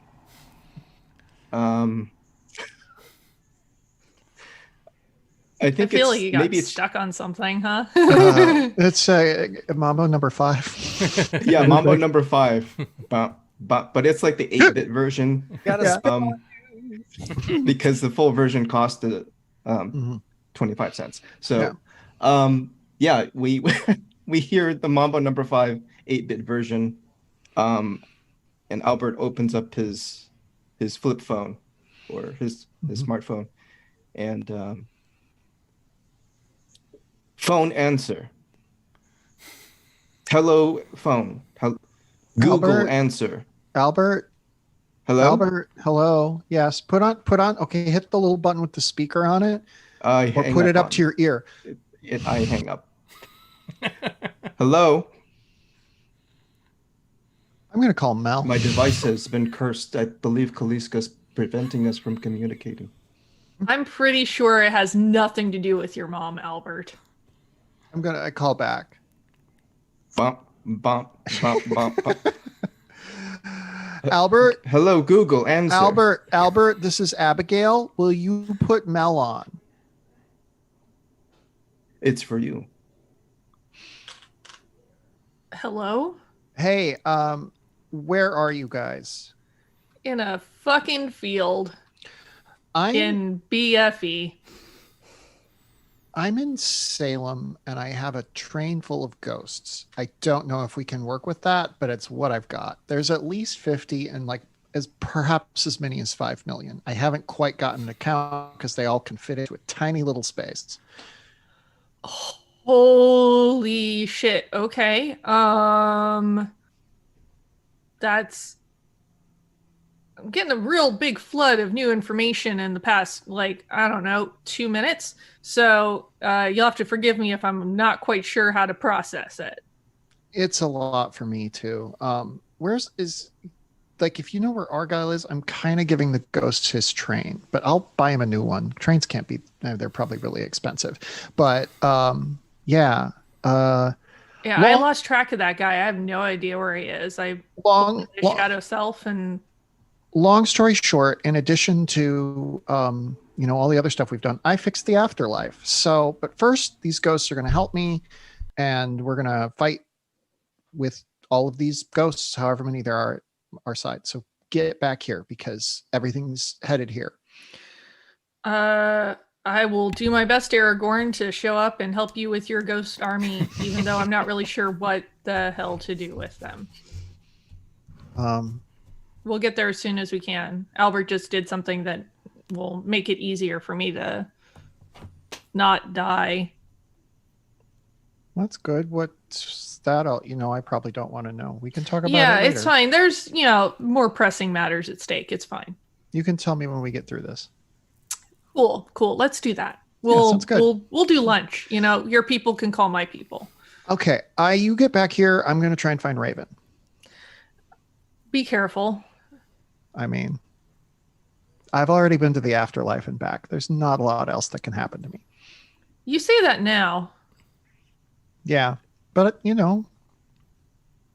made the afterlife work again. So if I go there, it'll be fine. All right. Well, I should get flying, I guess. That's a Okay, thing I can do cool. now, I found out, so that's fun. We'll see you as soon as we can get there. Okay. Be safe. Gonna try. Great. Hangs up. Mel hands back Albert's phone. Man, these conversations are getting weirder and weirder and weirder. And what the fuck? Apparently, Abigail has a ghost army, so there's that. Yes, finally.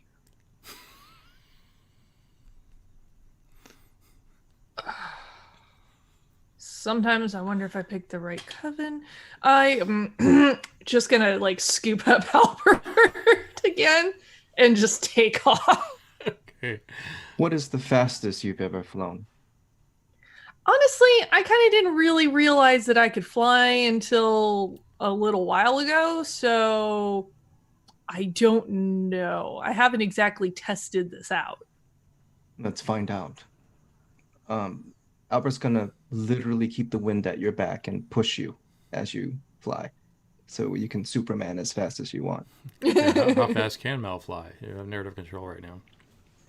Pretty damn fast. Not enough to break the sound barrier, but pretty Yeah, my ribs are still speedy. healing, so That's right. There's probably going to be a couple of reportings of UFOs of directly from Mel's flight path.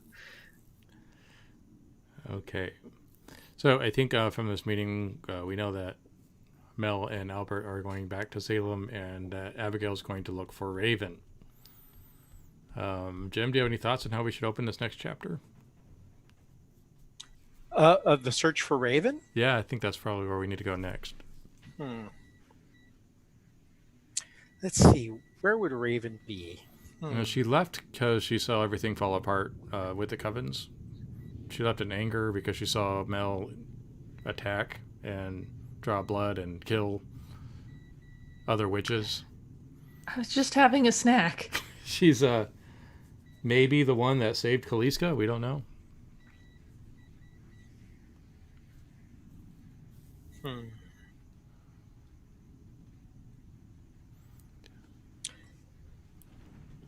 How's Abigail going to look for her? I guess we can start there. Yeah. Oh, I know. I'm going to find in this mass of spirits. It's easier for me on this side. You can tell me if any of this is not true or if I have to roll for something. I'm going to try and find her family members. Okay. All right. Yeah, so you'll need to roll for that. Oh, I think I'm very good at what I do. Raven is looking for Raven, I guess, is the conflict. What am I rolling on? If you're using magic, it's a straight wisdom roll, unless you have a divination that specifically does this. Let me see here. And then it would be a wheel.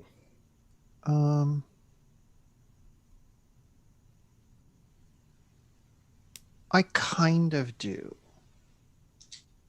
I'm going to stretch this to its breaking point, but this commune with the dead thing, with the ability to understand what they want or need, I think it is a way for me to just sort of figure out which spirits are which, and have sort of a GPS for finding the right ones. Yeah. So all right, we'll see if it works.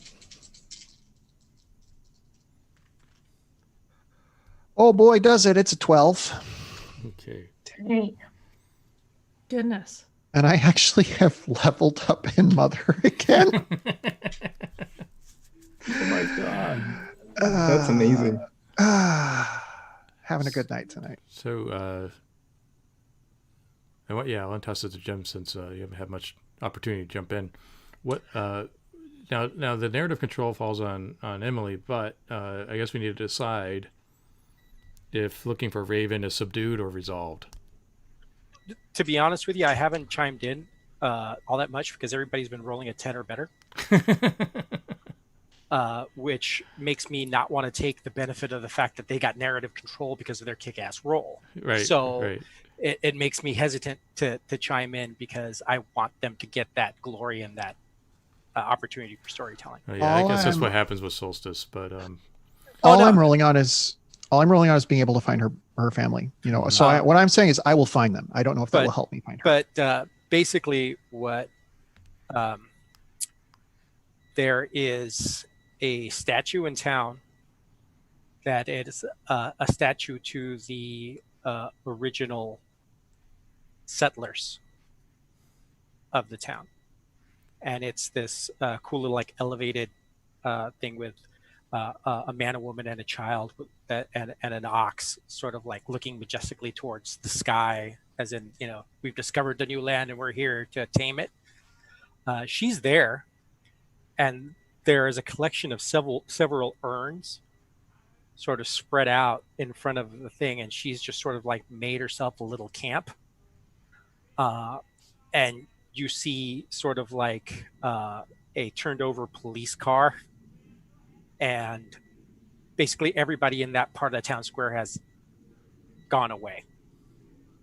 And she's there, and she is just sort of, it looks like she's snacking on something and sort of looking at the urns. So, Emily, you have narrative control. How do you see this, or what's the... By doing the spell, you found more than you were looking for.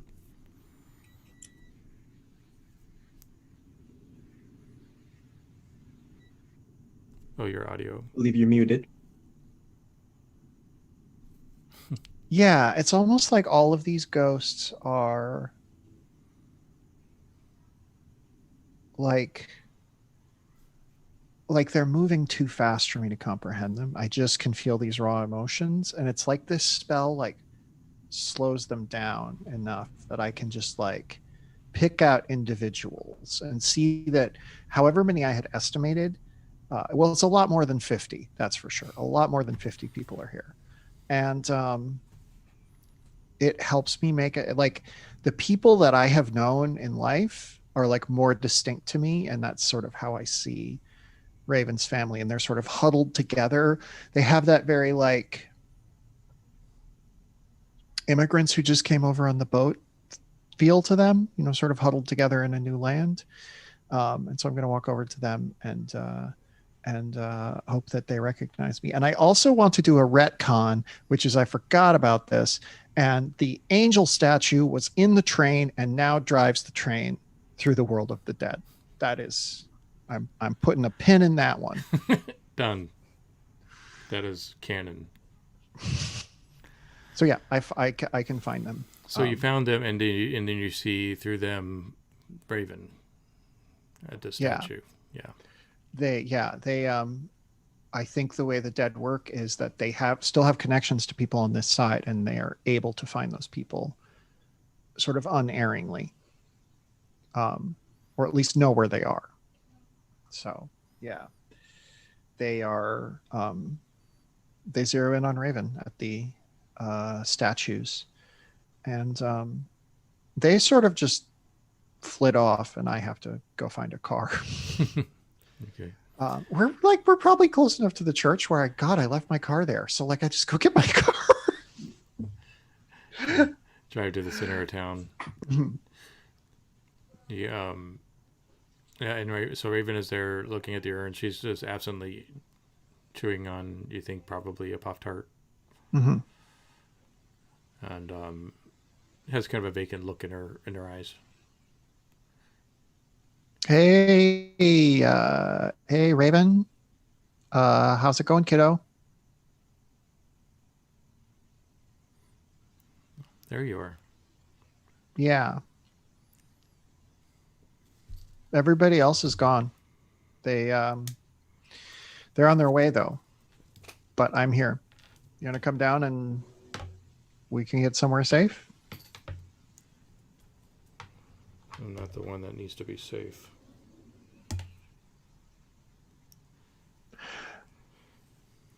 Trust me. You'll be fine with me. No, it's way bigger than that now. Well, can you tell me what's happening? Tell me what's going on. I remember who I am. Mm-hmm. who I was before this life. Yeah. And I'm just sitting here thinking about how sometimes when you read the old holy books, like the Bible, every now and then God needs to step down and like clean house. Mm-hmm. I'm aware. Well, I think we're past due for that. Okay. Raven. There's lots of people in this life who will tell you who you're supposed to be, and then you get to decide who you want to be. And whatever you tell me right now, I'm not going to say that's the wrong answer. But who do you want to be? What do you want to do? Don't tell me what you're supposed to be. Don't tell me what you're supposed to do. Don't tell me what other people expect of you. Tell me the person that you are and that you want to be, and I will do whatever I can to support you, even if that means ending the world. All right, I'm gonna let the dice decide how she responds. So, this is befriend Mercy against Raven. I don't know what. One of these times I'm going to roll poorly Raven and bind myself struggling, to I guess the is the apocalypse. Yeah, bind myself to the apocalypse. All right, come on. Oh, that's a 5. I'll tell you something, Abigail. Mm-hmm. You've been very good to me. Yeah. When the moon blocks the sun, there's very little that I can do to stop what's going to happen. So I think that you should leave. I'm not leaving. I'm staying right by you. I'm not going to make you do anything. Okay. I don't know if you're going to want to see some people I brought, but you might want to anyway. So I'm going to just sort of step aside and make it so she can see her family so they can talk. And I'm just going to step away and let them discuss out of earshot. And I am indeed going to just stay near Abigail or near Raven. I can't get away from Abigail now, can I? Okay. We could close the chapter here unless, Jim, do you want to add anything? No. I want to add one tiny thing. Mm-hmm. I settle on the hood of my car to watch, and I feel a spirit settle next to me and look over and see Jocelyn. Perfect. Okay. So, let's say a couple hours pass, and Mel and Albert arrive at the church, presumably where... well, no, I guess you would... I don't know where you're going to go. Where would you go? Probably the church, I'm guessing. Yeah, I don't see why not. Or you could go to the Hearth, which is all broken up, or the train station, which is demolished. There's no reason to go back to those places. Yeah. So you go to the church. I guess Abigail's staying with Raven, who hasn't really moved from the spot. Is that true, or do you want to go back to the church at some point? I'm staying here, but I will send a textual communication to Albert's cellular telephone that says where I am. And it's in the tone of someone who is talking very loudly to an old person. So I mean, it's getting close to like 11 o'clock in the morning, and you know that there's only a couple hours left before the solar eclipse. As you were flying in, I skipped over this part, but as you were flying in, you can see multitudes of witches all camped out on the various farm grounds and open spaces around town. Mm-hmm. And it's kind of turned into sort of like a Burning Man, but in the snow. And it's like there's a lot of revelry and partying and some somber things going on too. But I mean, there are thousands of witches coming out to witness this who have come in overnight. And RVs, tents, the entire areas with bonfires set up. I mean, it's turned into this massive complex. Oof. All right. Well, I'm definitely gonna stay flying as quickly and as out of sight as possible, and descend towards the church when we get close, and just. Is that where the train ended up, Emily? Yeah. Okay. So Yeah. there's a train outside the church, and all of the people that were rescued from the church are now back inside the church. Well, ladies and gentlemen, we are now descending on our flight. So thank you for flying Vamp Air, and welcome to a train full of ghosts. It is probably deathly cold here because of how many spirits there are. Like, it's already cold, but right here, it's like at least 10 degrees colder.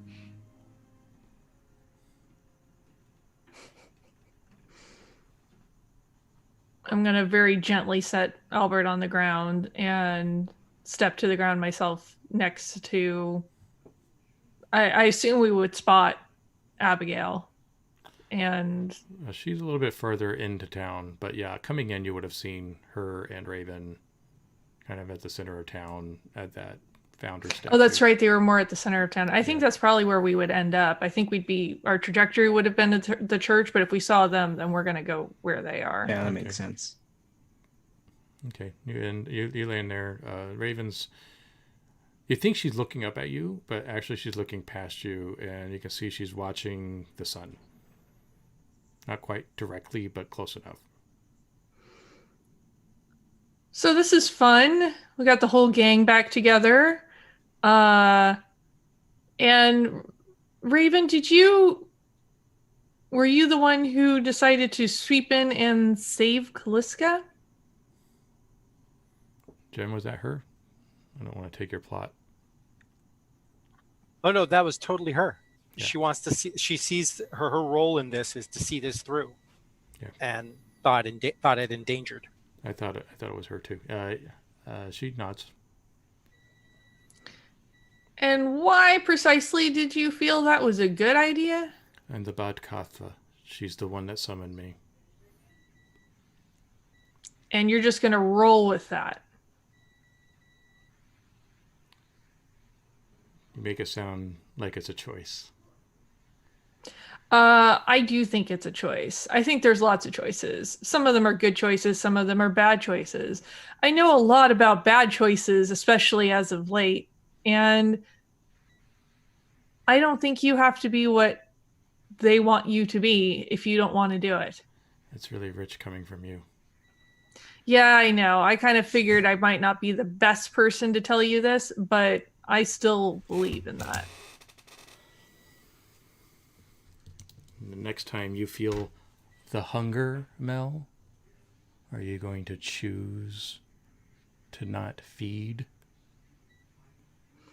Albert's actually kind of seen to that, so less of a problem.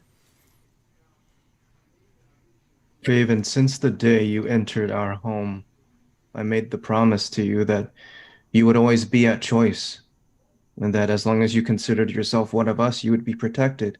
I've failed many times in that promise, but I'm not going to apologize because I've done what I could. All I'm going to say is that if you want a miracle, this is the time to do it. We can change anything. This is our birthright. This is why we fight. This is why we will never stop, even if it is the end of the world. We can change whatever we want. So, do you want a choice? All right, let's see a rally against Raven is struggling. Just still in play. Is there a way to aid in that role? Yeah, if it might even be already aided based on what. That was what I was thinking. I'm throwing a Building point on in there. Mm-hmm. We went to actually find her family's ghosts, and they're encouraging her otherwise. Thanks What for a bringing bad them idea along, by the way. What a bad idea that was, Abigail. Good work. All right, so in that case, it's a wash, so it's just a straight roll. Okay. This is so heavy. Okay, here we go. Uh, um, does that give me anything? 6. 1 second, I'll be right back. Oh no. She kind of stands a little solemnly, nods off to ghosts that you can't see. Well, Abigail can. As she sighs, I do appreciate everything you've done for me. That's why I'm going to ask that you leave Salem within the hour. I've got to go. And she's off. She's a crow. Okay. Now, Dang it. as a crow, she's flying away. So if you want to throw something, you can. She might hear it. No. I would like to ask Abigail, how many in the spirit army are former witches? Impossible to say, but several thousand. Would they be amenable to forming an ad hoc coven, a new hearth, just until this crisis is over and they can be brought to safe harbor on the other side? It depends how many of them are cognizant of their abilities as witches. A lot of them are probably have a dim muscle memory of it. Several of them have been driven mad by years in the spirit realm. They're just hungry and aching and they need something and they need to go home. But I would bet we could find just enough to make a coven, yes. Enough who died recently enough or have kept their wits about them. Yeah. It would be tricky, but yes. While they're talking, Mel is going to fly after Raven and do a magic. Okay. Raven is struggling is still in play, so we can keep using that conflict. Okay, cool.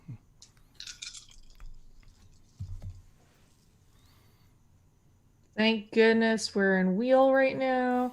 I got a 9. Mm-hmm. What was the magic?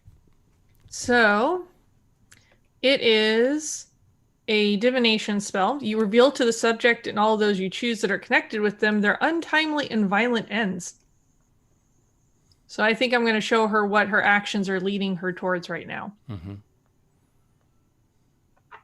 And they get worse as she flies further away from us. Okay. Let's see. Colder. Trying to think what her actions are going to lead to. So she immediately transforms into a teenager and is falling like a rock through the sky. Oh, I'm going to go swoop her up. I'm playing Superman today. Yeah, you don't need a roll for that. Okay, so you got her. She's unconscious. I'm going to bring her back to the group. I don't know if this is a good thing or a bad thing that I just did, but Raven's unconscious for the right now. Yeah. Oops. Then she'll have time to thank you later. With enough witches, if we form a coven, with this many of our number, at a time like this, I believe we can equal the divine. Anything can be possible, if we're willing. My one concern is spirits don't operate like humans on this side. They can't just cast any spell they want. If we have one spell we want to do, if we want to focus all our energy in one place, they can probably help us with that. But we're going to get, this is like a one-use battery.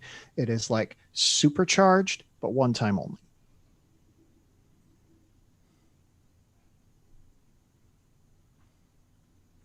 Let's pivot into a meeting so that we can make that true. I don't know. It seems right. It's it seems true like, now. Yeah.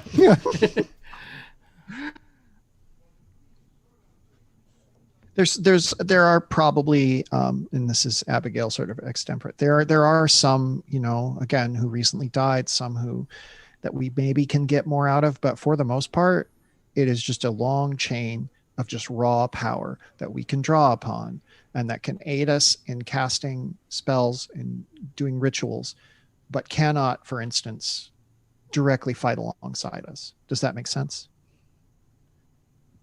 I believe what matters here is faith and a willingness to belong. Yeah. I believe that would be enough. Okay. What did you have in mind?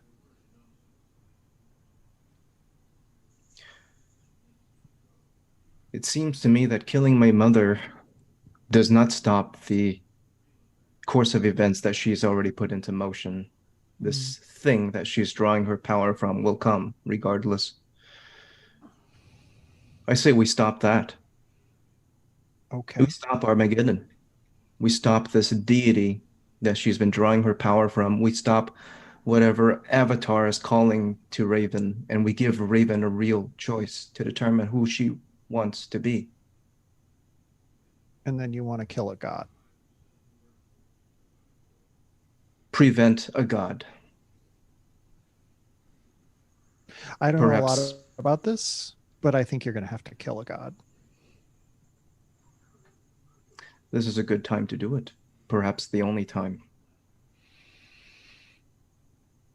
Okay. I'm in. I've had crazy ideas before. I'm not going to ask any of you to do anything you don't agree with.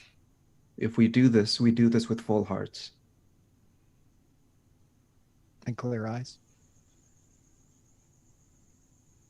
That reference went right over your head, didn't it, Albert? Watch some Netflix. My God.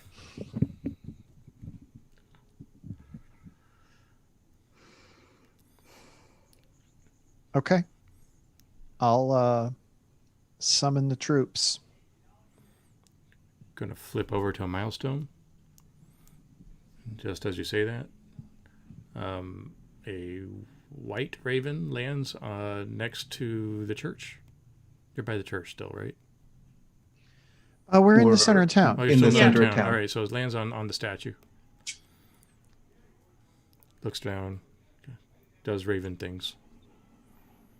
Can we help you?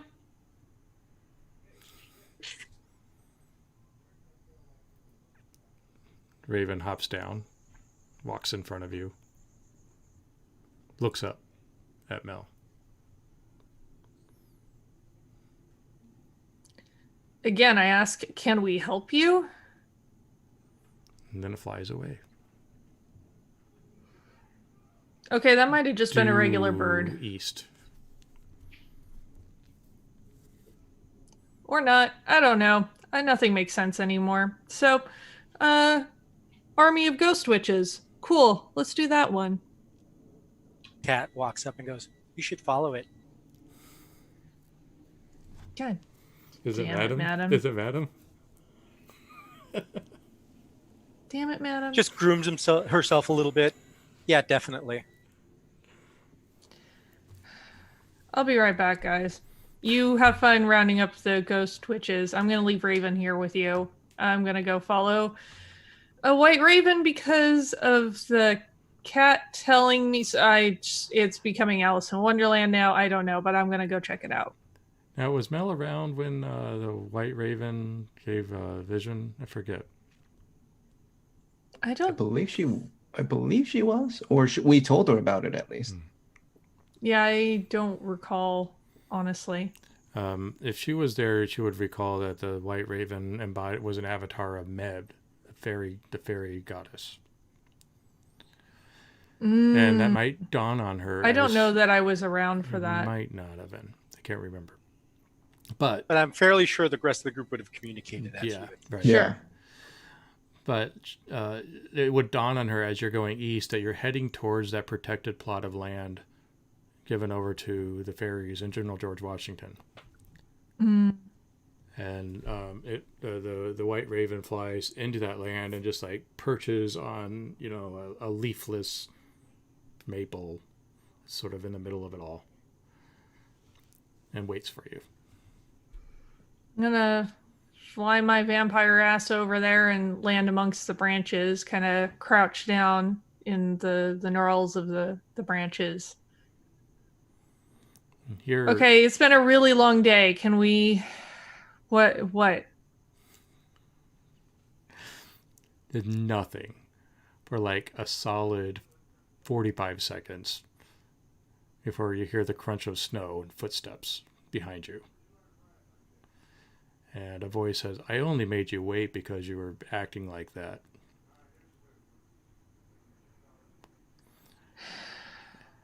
And when you turn My around, deepest apologies.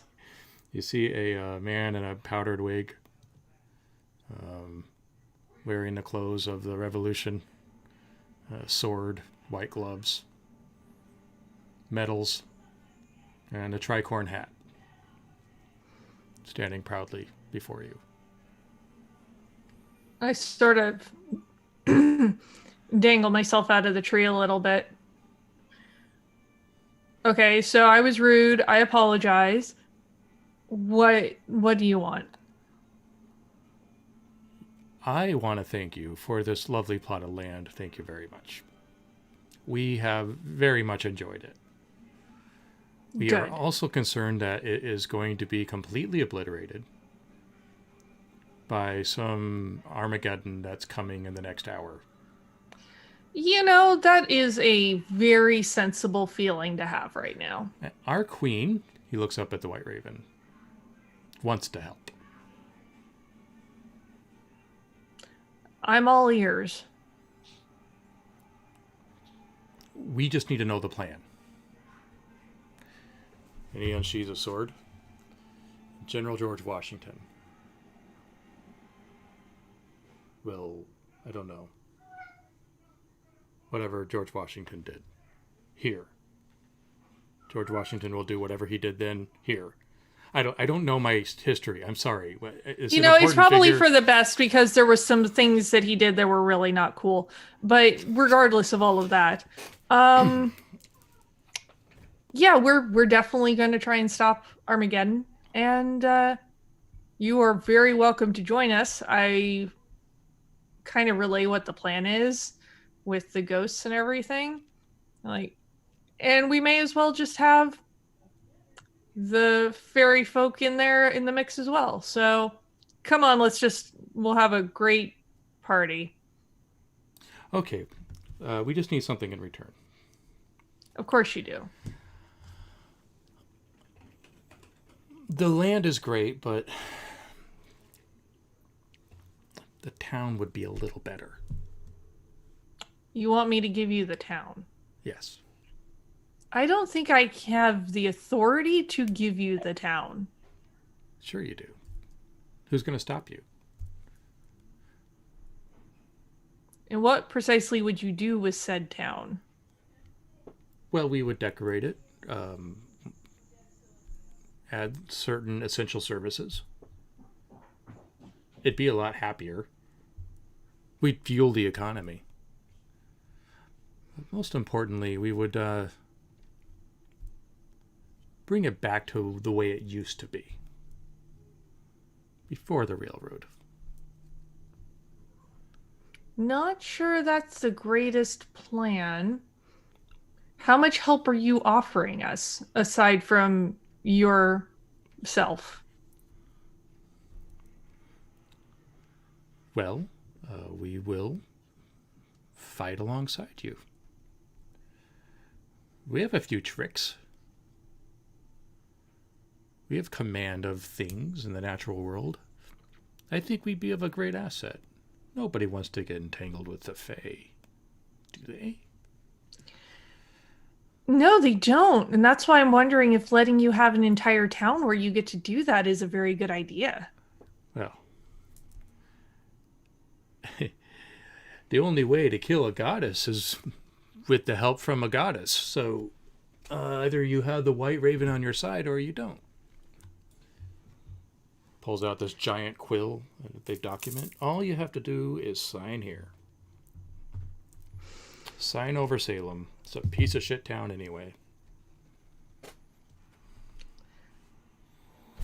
Fuck it. Let's do this. And I'm going to read over the document. I've not had the aptitude that Cabe had, but no dum-dum either. And does it have a ending date on it, or is it just in perpetuity? In perpetuity. How about we give this a trial run, and we'll give you the town for 40 years. a number of years. 40 years. That seems more amenable to me. Done. All right. Let's go to war. And she signs the paper. That was my cat that knocked the cat. Okay, you have an alliance with the Fae. The White Raven flies off. George Washington smiles, puts the quill away, and then steps behind the tree and is gone. When has an alliance with the Fae ever gone wrong? They always go right.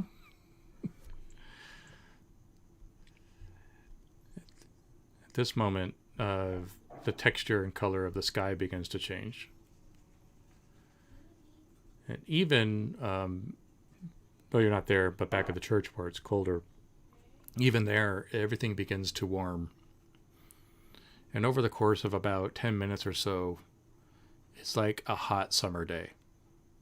And the snow is beginning to melt.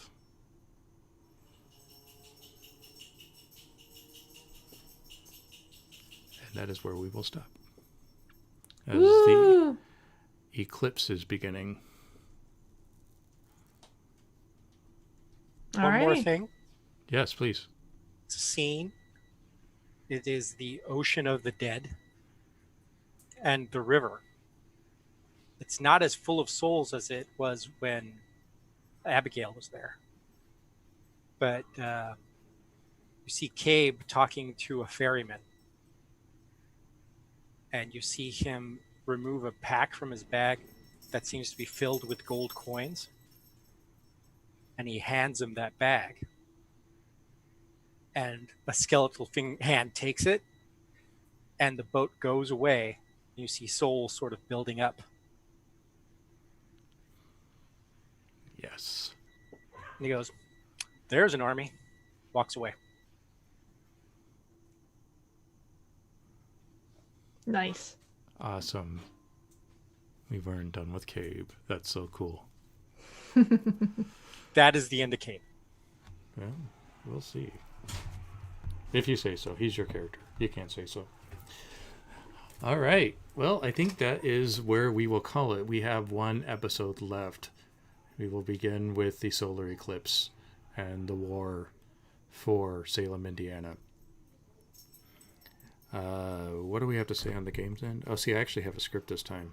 We will be back. That episode's going to be on October 12th. Just in time for Halloween. Woo. So if you want to catch up on past episodes, once again, go to happyjacks.org/greatamericanwitch. All the other APs are at /shows. And I'm Christopher Gray. You can see me at Gray Author. By the way, if you've backed Great American Witch, thank you, first of all. But also, the proof finally came in. So the second one. So we are actually, I put on an update that we are giving the digital version next week. We're also going to be sending you the print codes because that's ready to go. First time you're hearing this, I haven't even put the update yet. So you will finally have that in your hands in the coming weeks. Very exciting. And you can run your own game. And if you do, please tell me about it. I'm a Gray Author with an E. I want to hear how your games go. Very excited to see what people do with this game.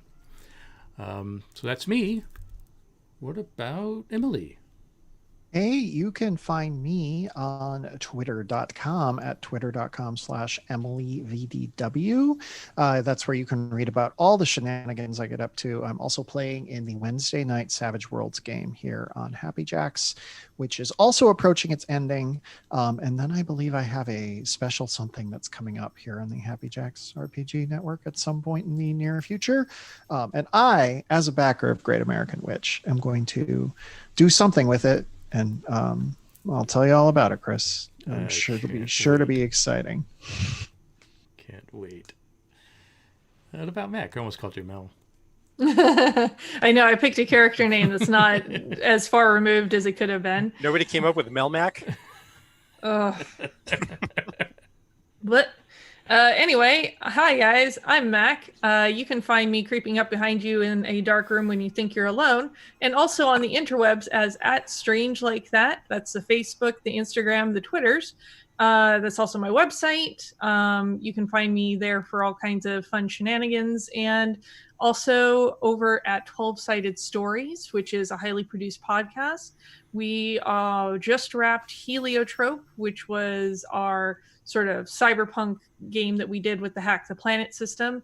And I'm proud to announce that I'm going to be running Unquiet Blood Season 2 very soon. So keep a weather eye out for that. Nice. Jim. I'm Jim, and we've been having some issues on Sundays with a couple of games, but we'll get back on track with those with both Stu's Cthulhu and Vampire game. But I am happy to be in those, and hopefully I'll be in more upcoming, since a lot of these things are sort of ending for me. But you can also find my stuff at +7 to Awesome on Twitter and Facebook, as well as you can find a whole bunch of stuff about my awesome gaming convention that we hold 3 times a year at strategicon.net.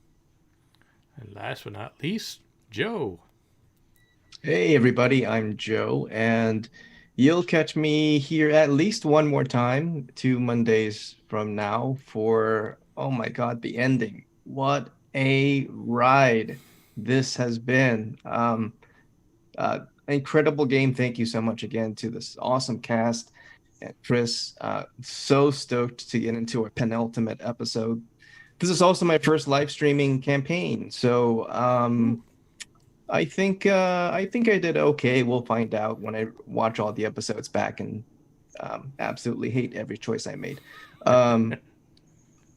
You'll also find me on the other Mondays here for Lighthearted with Kurt Potts for some 80s nostalgia, bright neon magic. So yeah, basically here on Mondays for the foreseeable future. Hope to see you here. All right. Well, that's it. Hope to see you all again on the 12th. Yeah. Until then, I hope you have a couple of very good weeks. Take care. Hey. Bye. Bye.